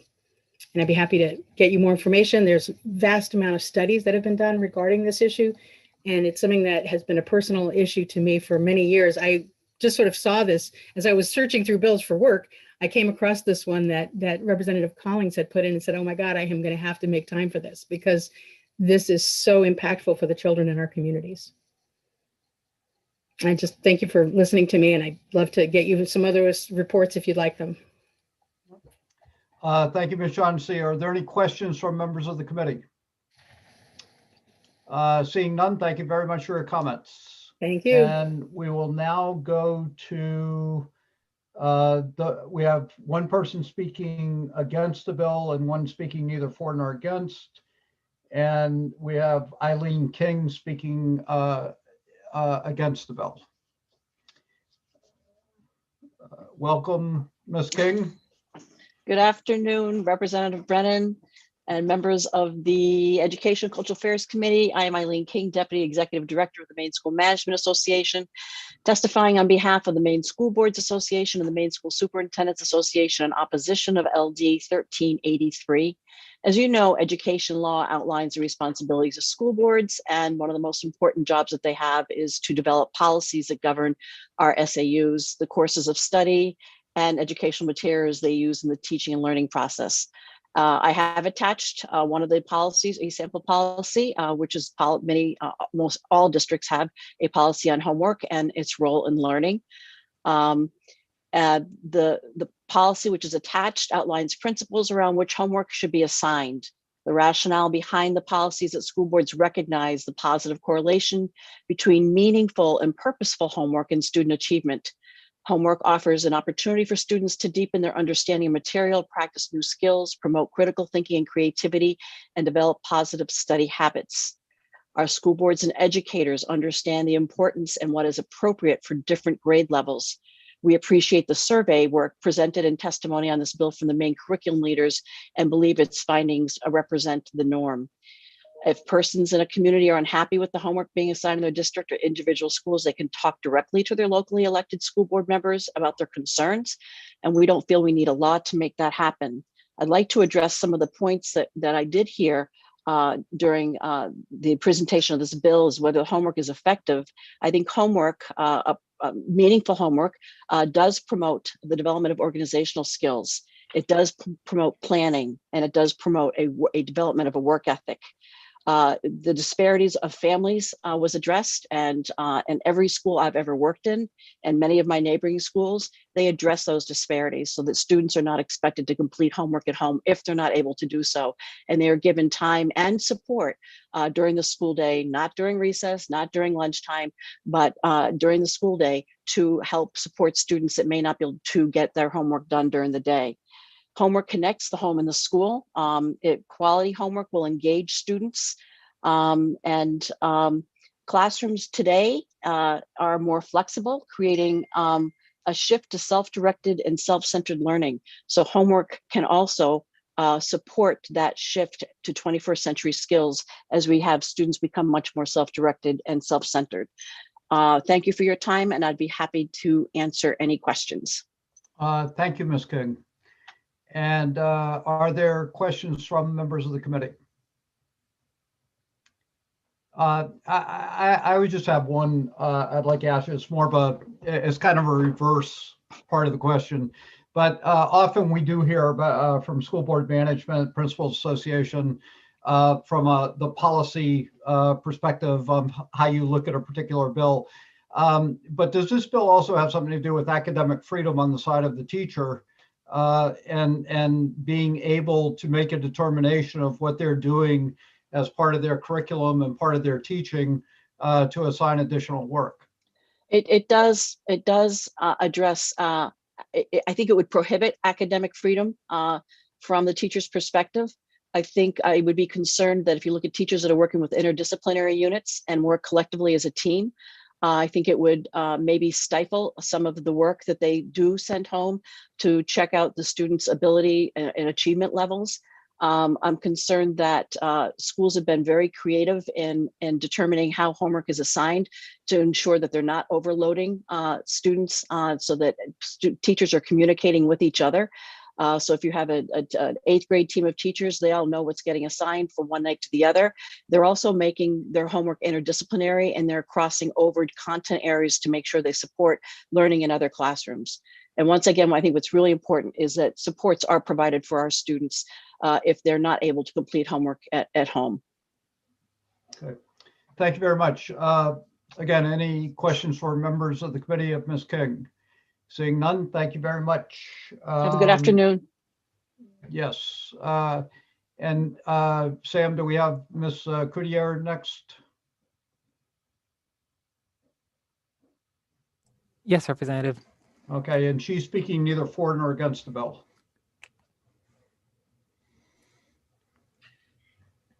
Hello. Hi. Good afternoon again. Good to see you again. Representative Brennan, distinguished members of the Joint Standing Committee on Education and Cultural Affairs. I am Dr. Holly Couturier, and I'm the Executive Director of the Maine Principal Association's Professional Division, representing more than 800 pre-K to K-12 principals and assistant principals of public and private schools in Maine. And before I get to the rest of my testimony, I just want to say, as a former elementary school principal, as a former elementary teacher, teaching K through 8, I can honestly say when it came to the topic of homework in one classroom almost every single year of my tenure, I had parents who would come to me saying, one, I want you to give my child more homework.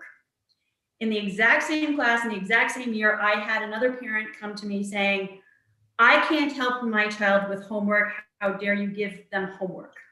I can also genuinely say, never once during my entire tenure did I have a parent say, thank you for that homework.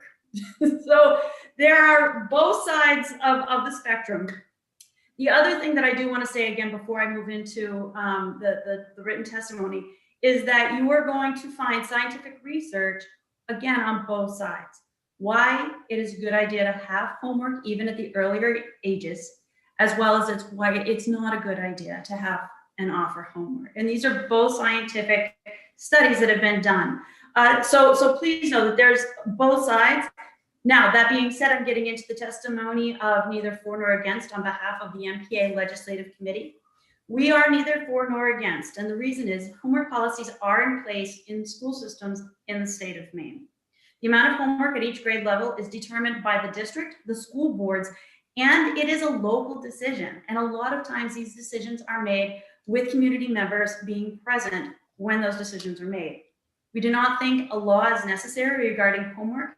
And because of this, the MPA is neither for nor against LD 1383. And I would be more than happy to answer any questions that you might have. Thank you very much. Are there any questions for Ms. Coutier? Seeing none, thank you very much for being here. Thank you. And Sam, based on my list, we don't have anybody else to testify either for or against the bill. Is that correct? Yep. Okay, so we will close the public hearing on LD 1383. And obviously there will be a work session scheduled at some point in the near future. So again, I close the public hearing on 1383 and we will open, I'm sorry, the public hearing. We will open the public hearing on LD 1393. And we are looking for, I guess, Representative Schofield.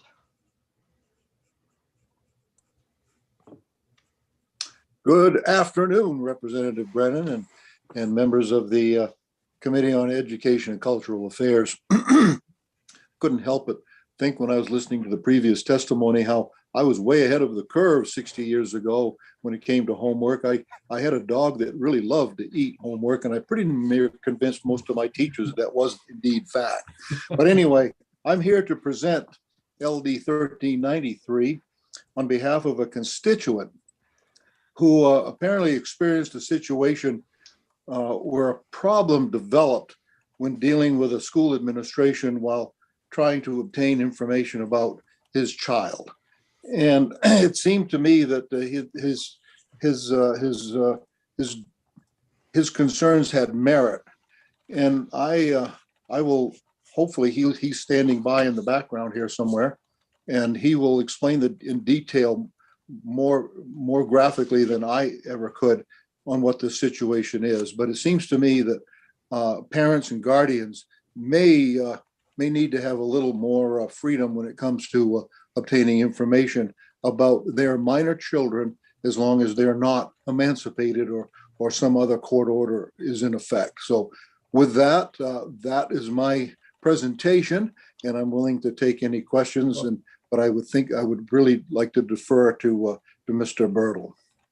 Well, we will respect that wish, Representative Schofield, but thank you very much for your brevity and directness. We appreciate that.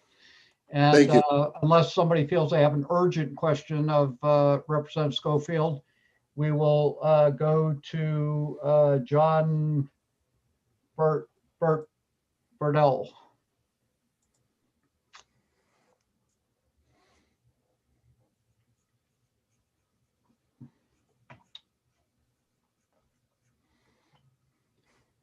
I think I'm welcome. Yep, we see you and have you, and thank you. Scared me. Yep, thank you for being here, and you do have the floor. So whatever comments you'd like to make are now in order. Okay, I'm nervous. I wish I had more time to prepare. Ms. Burl, if you could just, for the record, state your name and where you live. Representative Brennan and distinguished members of the Joint Standing Committee on Education and Cultural Affairs. My name is John Bertle. I'm here today to ask you to correct an oversight that exists in Maine's educational system. This oversight can cause traumatic experience, at least it did for my wife and I. And I hope it's a rare event. I could have prepared my testimony a lot better, I feel, but my mother has just died last week, and I've been gone to Texas, and I haven't done all the work I should have done, but I'm gonna, please bear with me. Toward the end of my daughter's sophomore year at Mount Blue High School in Farmington, she signed up for the Bridge program at the age of 15. This is a very good program that allows high school students to complete their first year of college by taking college classes during their junior and senior years. A few months after she signed up, I received a request to meet with the director of early college, University of Maine at Augusta person. That's her title. They had some questions for us, and we were to discuss what classes Lillian could enroll in and learn more about the program. Of course, the meeting was a work day, and both my wife and I had to take off work to be there. Upon arriving and after introductions, we were told that Lillian did not sign a records release. They couldn't speak to us about her, and they were sorry for asking us to meet with them. I explained that Lillian was a minor and a release form should not be necessary. And besides, I was the one paying for everything. I should be in the loop. Her response was, sorry, that's our policy. At home, I researched the laws and I found wording that allowed them to talk to me. I sent this information to the director and she referred me to their legal counsel. I spoke with this gentleman who was less than understanding. He explained to me that they are a post-secondary school and not a high school, even though Lillian was attending high school. He explained to me that if she was 18 or older, a release form must be signed by the student in order for them to talk to a parent. For students who are under 18, however, it is the school's option to require a signed release form or not. And that's because they're a post-secondary school. Since it's his call, he is going to require the University of Maine system to require all students to sign a release form in order for the parents to talk to the university. It's my understanding that all bridge students at Mount Blue are provided a records release form to sign. Lillian had signed the form. The director simply misplaced it. For me, it is common sense that we should have been allowed to talk about our underage daughter and the classes she was going to take. Normally, this calamity would just be a bump in life experiences, and I'd forget about it and let it go on and let life go on. But the effort my wife and I had to make to be in Augusta on that work week day and the acrimonious of the legal counsel in speaking with me motivates me to request this bill. At 15 years of age, a child needs help and guidance. As a parent, we are still responsible. No one should be allowed to tell us we are responsible but cannot be involved. Yes, FERPA allows for parents and guardians to access students' records, but FERPA does not require it. This bill should help bring back some common sense where it is missing. I have the wording of the statutes if you need those. I'll be glad to answer any questions.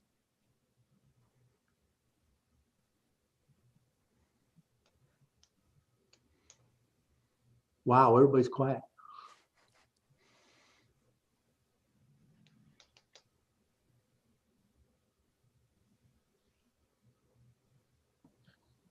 Are we froze? Representative Brennan, Yes.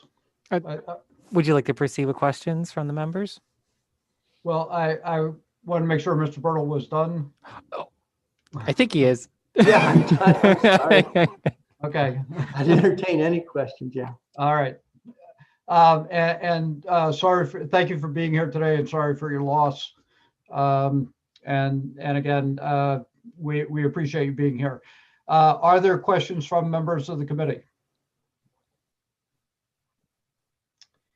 I just have one. Well, I'll save my question for later. That's fine. Okay. You're going to get testimony from Andrea later on neither ought to pass or should pass. And she Okay. recommends that court orders should take precedence. I wholeheartedly agree. Okay, thank you. So seeing no questions from members of the committee, we will now move to people speaking neither for nor against the bill. And again, we have Ms. Coutier to speak to us from the Maine Principals Association.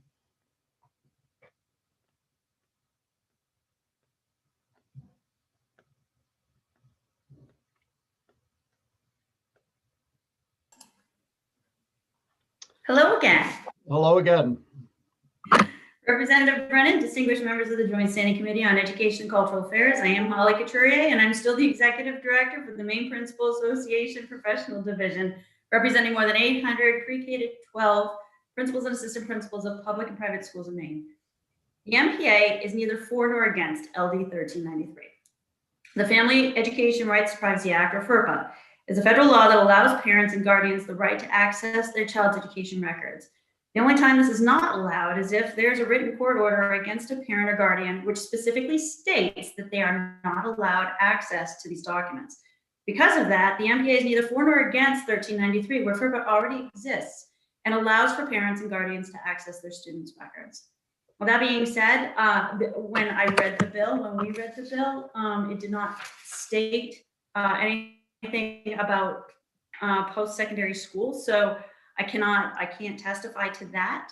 However, going off of the pre-K to 12, I do not know of any time when FERPA does not take precedence unless there is a court order stating that parents cannot access their students' records. So that being said, I would be more than happy to answer any questions that you may have. Thank you very much. Are there questions from members of the committee? So I'm assuming that you understand this issue fairly well, given your background. So could you briefly summarize the FERPA regulations in terms of access to, and if you could also address in the bill, it talks not about education records or other records concerning, what would be other records in addition to education records that might be in question?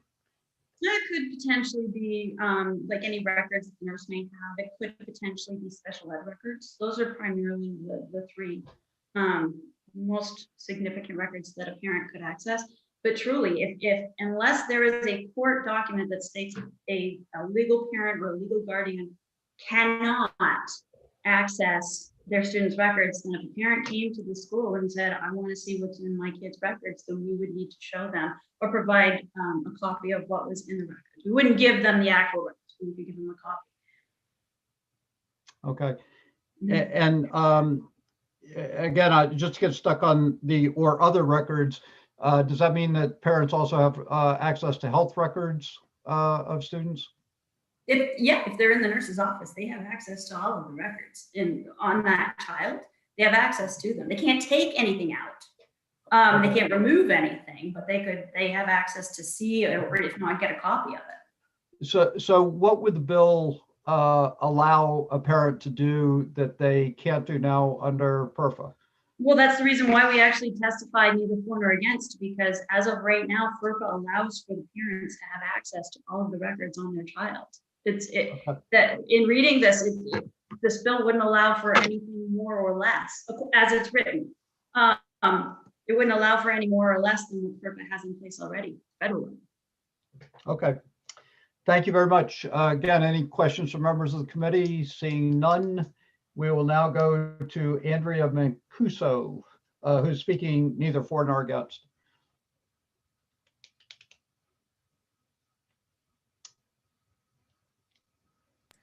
And Representative, it doesn't look like we have Andrea with us in the attendees room. Okay. So she's never been with us. I mean, it wasn't like we lost her at some point. She was definitely here earlier, in today, but I'm not seeing anything right now. All right. And there was nobody else that signed up, Sam? Correct, Representative. Okay. Representative Stearns. Thank you, Mr. Chair. Would it be okay to request some information for the work session on this? Absolutely. That was my next direction I was going in. So thank you for taking us there. Very good. I think this is a really fascinating situation, if you will. My opinion is that if the gentleman had asked for the records from Mount Blue High School, he would have received them. But it sounds like a post-secondary policy issue to me. And my question would be a legal analysis of whether or not the post-secondary institution's policy overrules the FERPA rights of a parent of a minor. So if you had a 17-year-old going to college, for instance, could mom and dad still access those records? I learned the hard way that an 18-year-old you cannot. Right. I remember when my blood pressure went up one evening when I said, I what? Cannot see your rank card? And there was a long discussion. But anyway, a legal analysis of that would be interesting. It sounds like an interesting situation. Yeah. We're fortunate that both our analysts are attorneys, so we may be able to get that analysis without having to go all the way to the Attorney General. But since Ms. Risler is here with us, you understand Representative Stern's question, and Yes. you think you'll be able to provide that analysis? Yes. Okay, great. Thank you. Are there any other members of the committee that have specific requests of Ms. Risler for the work session regarding this bill? Representative Crockett. Yeah, thank you, Mr. Chair. And Ms. Risler, is there, what's the legality around, when someone is taking college courses and you make that request to the post-secondary school, if the signature isn't there, is there anything preventing folks from getting the signature when they request it?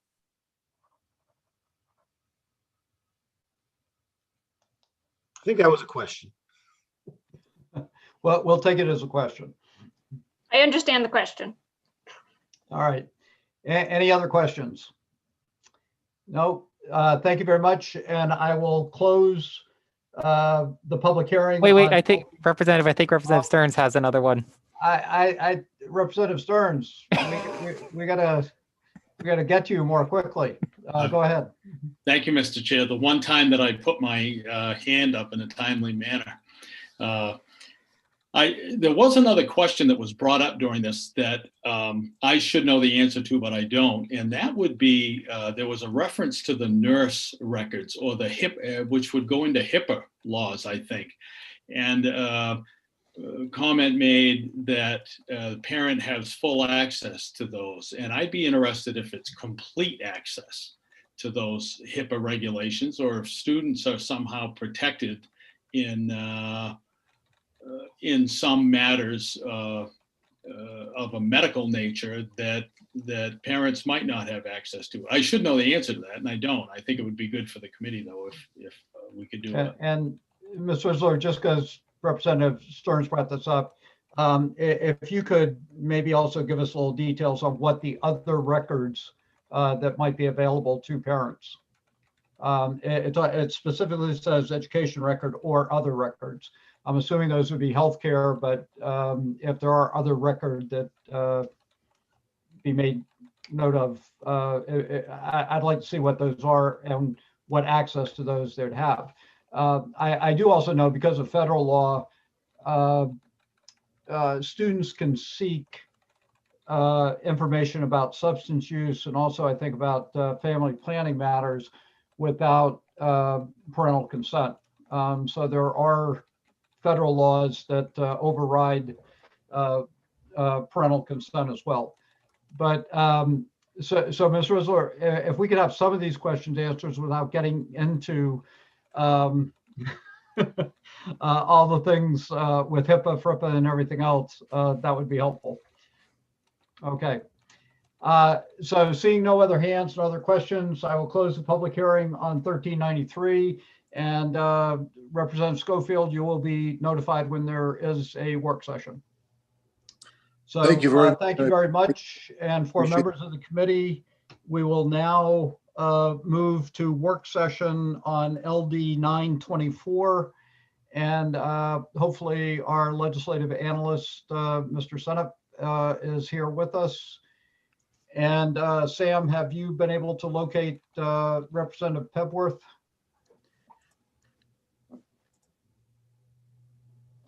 Sam. Sam Baker, I think Sam Seneff might have something to say, Representative. Okay. I whichever one of you was going to track down Representative Pebworth, but maybe you have something to say, Sam Seneff. My question was just about procedurally, we are lacking a senator at the moment. So we could hold the work session, but we cannot vote without a senator. So I just wanted to put that before the committee. Well,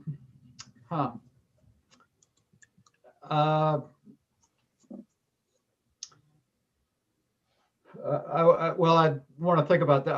I'll take your word for it. But typically the rule has been that if you start with a senator, you had to start with the senator. So you're saying since we've closed the public hearings and that we're going to work sessions, we need a senator to start the work session. Yeah, we can have the work session. We can start it. We just can't vote. It's the vote that's the issue. I did check the procedure on this before. Okay. And when we say we can't vote, does that mean we can't complete the vote, or that we can't start the vote? You can start the vote. So you can have a motion and you can have a second, and then you can table it. And then when we come back, you can have a motion on the table, but we just can't kind of finish it, if that makes sense. So Sam Baker, I saw you shaking your head up, down, and sideways. Everything that Sam Seneff said is accurate. Because I did reach out to LIO and I looked in my handy dandy clerk book here too. Okay. So I just want to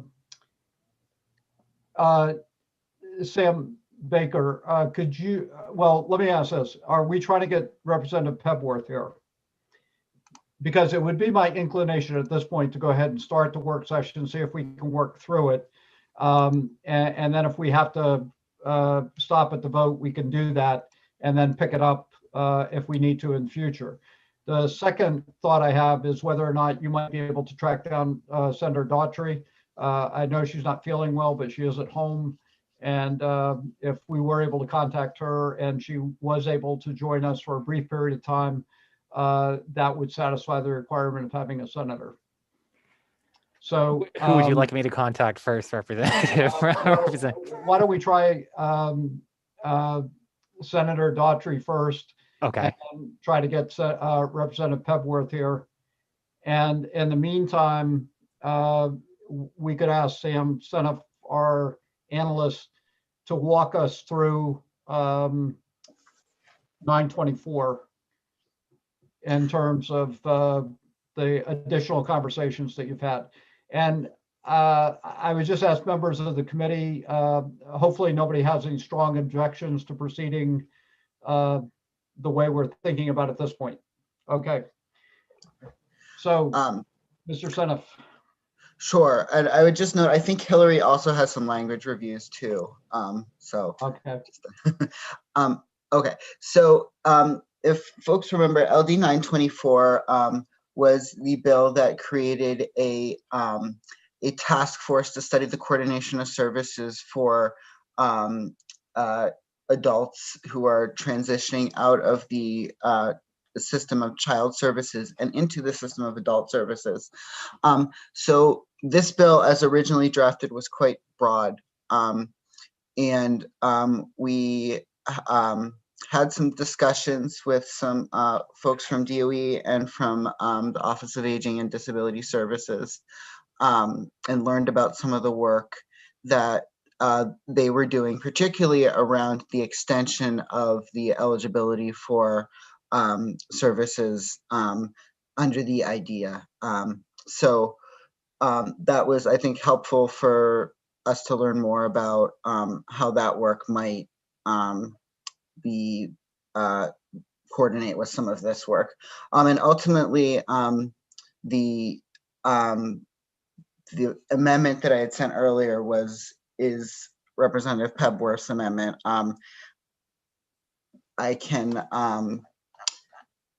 go through it. It might help for me to just talk through it instead of putting it up on the screen, so it's just not a bunch of words. But so what it does, it narrows the focus, I think, to a perhaps more manageable set of issues. So instead of focusing just generally on transition and all of the services that might be implicated therein, the amendment would focus on access to higher education, so integrating folks into the system of higher education. And there is work ongoing in this area, but this would look at this specifically, and also around work supports and job training. It also narrows, or better defines, I think is a better word, the population that the group would be looking at to folks who are eligible or likely eligible for home and community-based waiver services. And it specifically names the waivers. And the reason for that was because the definition of young adults with disabilities could be defined in many different ways. So this gives a very specific definition of that group. And I see Sam has his hand up. Oh gosh. Okay. Thanks, Sam. Sam Baker. So there was a little bit of confusion. I know it seems like we're doing technically the same thing because we've been on the same Zoom all day long, but because Senator Woodsum here was to open the public hearings, but now we are in a work session, we do need a senator to open up a work session. Okay. Because they're due to two different types of committee activities. So that's partly on me. There was some confusion with the communication I was having. But yeah, we're on the same Zoom, but we're technically doing two different types of activities. So we would need another senator to open up the work session for this bill. And have you had a chance to find Senator Daughtry? So Senator Daughtry is in Legislative Council right now. And she doesn't think she would become available for about 20 more minutes. At which point she did sound, somewhat open to coming over, but she does they're doing voting and some other things in Leg Council right now that she has to be present for. All right. So I'm just going to make a chair's decision at this point, and I think we probably should stop. And what I would say, Sam, is that if it's not too difficult, we can try to do this tomorrow after our public hearings. And we are starting at 9 o'clock tomorrow, and we do have 1, 2, 3, 4, 5. Hopefully we'll be done in a manner that will allow us to pick this up. And I can give you a sense, Representative, of how many people have signed up so far total, if that would help with the timing. Let's see. We got 1, 2, 3, 4, 5, 6 of us, and no senator.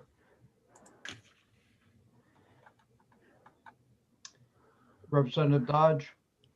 Thank you, Mr. Chair. I wondered about, would it also perhaps be a consideration to do language review and then do this hearing when Senator Daughtry can join us?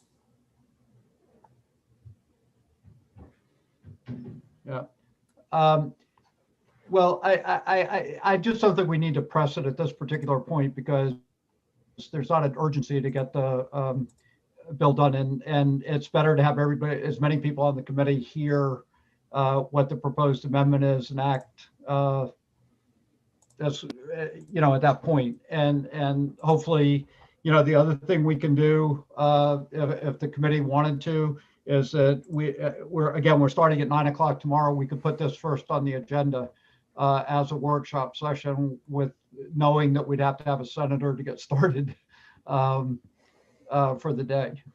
So I'm just getting a little worried with not having that many House members and not having a senator. So Sam, let's go ahead and schedule it for 9 o'clock tomorrow morning. and hopes that we will have a senator as well as a full complement of House members. Representative Stearns? Thank you, Mr. Chair. That was going to be my recommendation. Well, it scares me when you and I are both thinking the same way. It is frightening on this end as well, sir. Okay. I want to thank everybody for their good work today and for their attention. We were able to get through the public hearings in a fairly timely manner, and we're just going to have to do the best we can in terms of juggling people's schedule and try to make sure that we have senators and House members here to do the work we need to do. And we just have a unique set of circumstances with Senator Rafferty being out of town, Senator Daughtry not feeling well, and Senator Wisdom having another commitment. So hopefully, based on Representative Stearns' excellent idea, we will schedule this for tomorrow morning and hopefully move through it very, very quickly and then proceed to our public hearings. Representative Crockett. Yes, thank you, Mr. Chair. I actually have 2 of those public hearings tomorrow. Yep.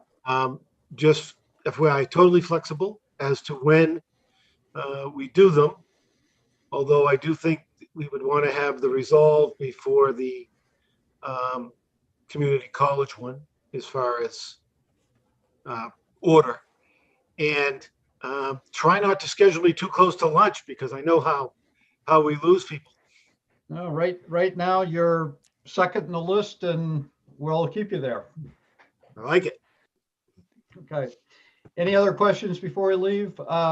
Sam Baker, thank you very much for being a musician and juggling this all around. So Representative Stearns, Representative Dodge, and Hillary Risler had their hands up. So Representative Stearns. I believe we have some language review to do. Oh, we do. Gosh, that is definitely an emotional block I have about language review. So it's good that you show up, Hillary. Otherwise, I will definitely move on. It's kind of like homework, you know, that okay. So Representative. It's just 2 and they should be quick. Okay. Did you have a question beforehand, Representative Dodge? I just wanted to let you know that I'm warning and probably will not be here at 9. Thanks. Okay, thank you. And Sam, you're going to tell me you got something else to do too, and you're not going to be with us? No, Representative, I'll be here. Speaking of homework, I just wanted to remind Representative Crockett to please email me or send me the testimony so I can get it uploaded before I leave today.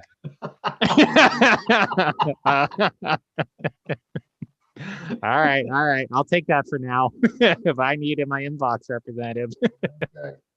All right. Well, Representative Stearns we have enough teachers on the committee to assign a grade to Representative Crockett's testimony. So I'm sure he will spend more time on it tonight than usual.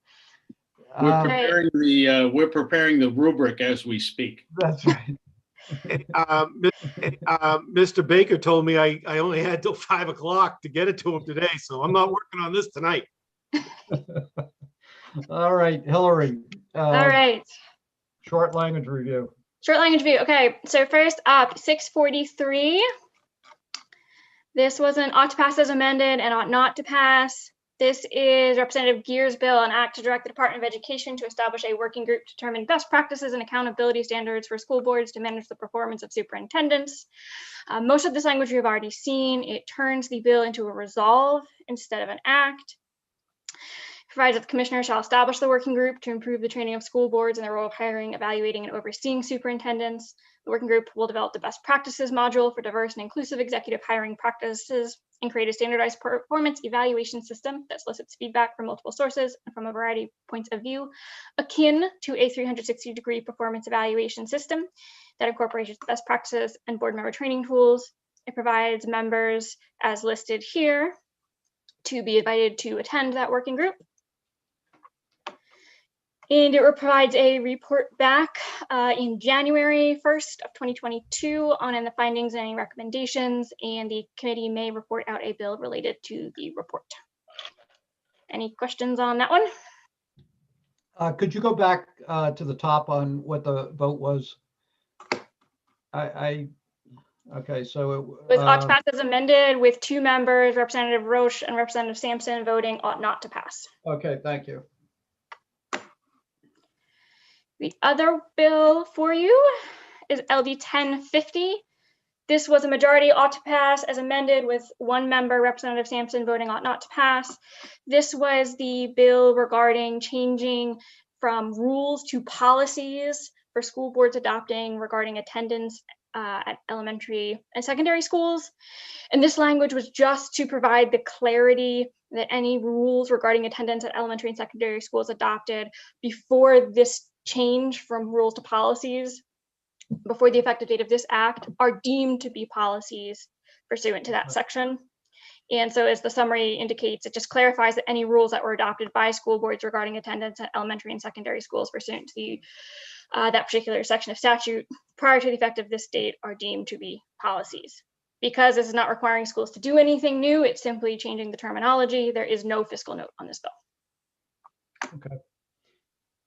And this was Representative Cuddy's bill that and his school committee member? Yes. Yep. Yes. Okay. Yep. All right. And this was just that clarification, that making sure everyone knows they don't have to do anything new, just fixing some old terminology. Okay. So does anybody have any questions of Ms. Rizzler on either one of these? Nope. Looks good. Excellent. We'll get them reported out. All right. Well, thank you very much. And Sam, I have a question for you, but I expect everybody else has other places to go. So see you tomorrow. 9 a.m. everyone, 9 a.m. 9 a.m. That's what, remind people 9 o'clock. Yep. Yep.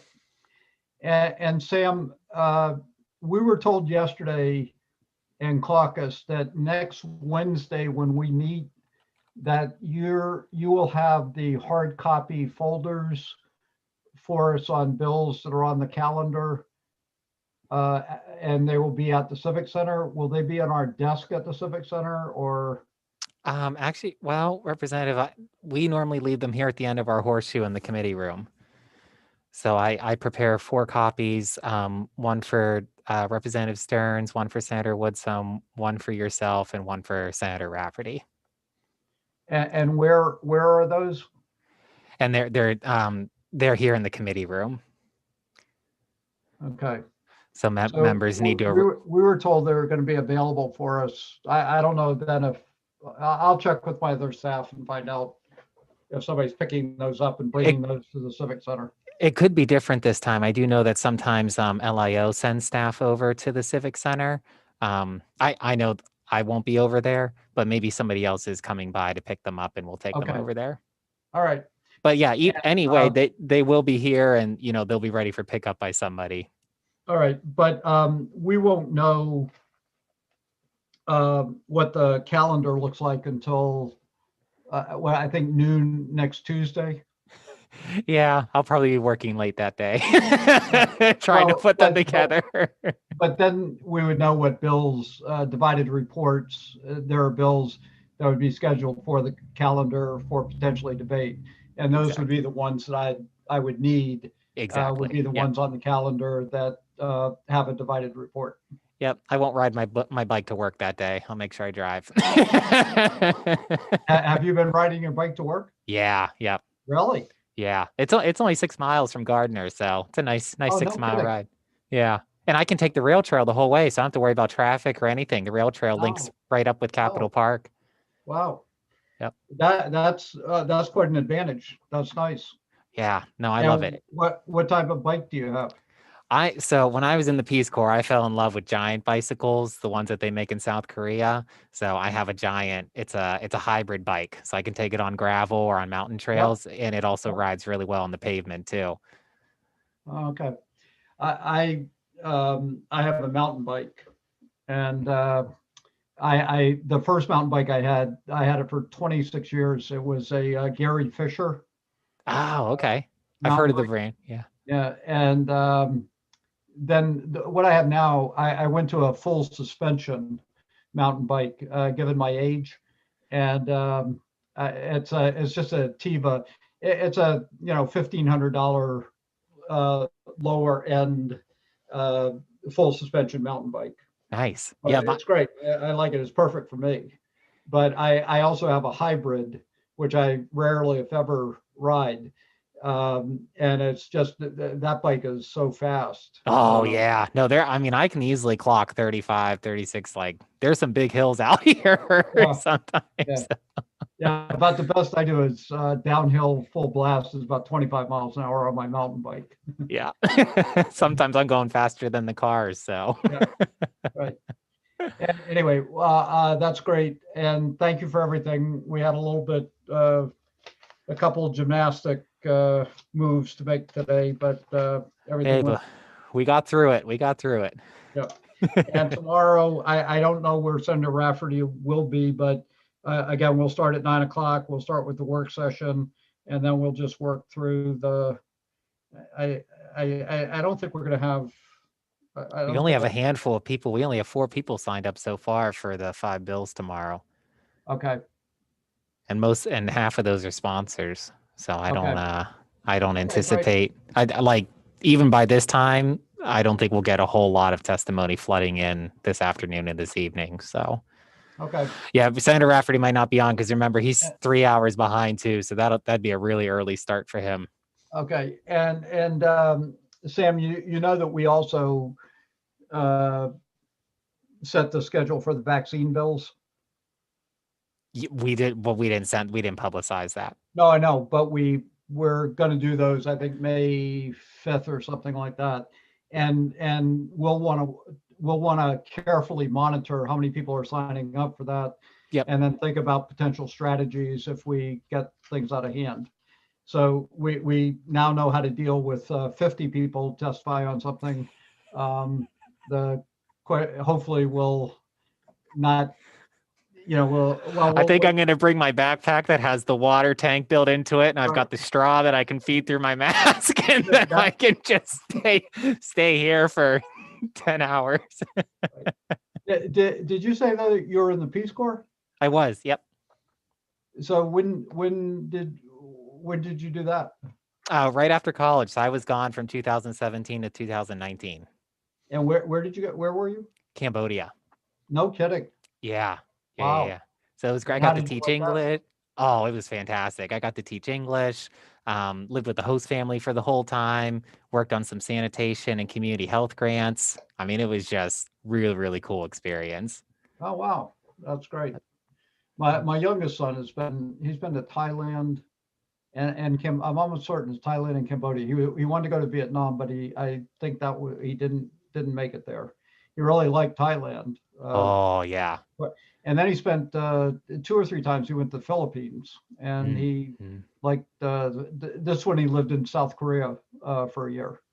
Yeah, the whole region just gets overlooked, but even the diversity within that part of the world, it's fascinating. I got to see Singapore, South Korea, Cambodia, but I mean, I could have gone to all of those places. I had a big list, but it was busy doing the Peace Corps stuff and not as much downtime. So, well, that's great. Did you pick up any languages or? We had to learn Khmer. So I got to the point where I could, I could describe what I do and ask other villagers about what they do. Yep. I could also go to the market and fend for myself, trying to buy things and bargain and barter and do that. Also had to give basic grammar and other English lessons in Khmer and English. So we learned some of the technical language. And yeah, no, it was very cool. Yeah.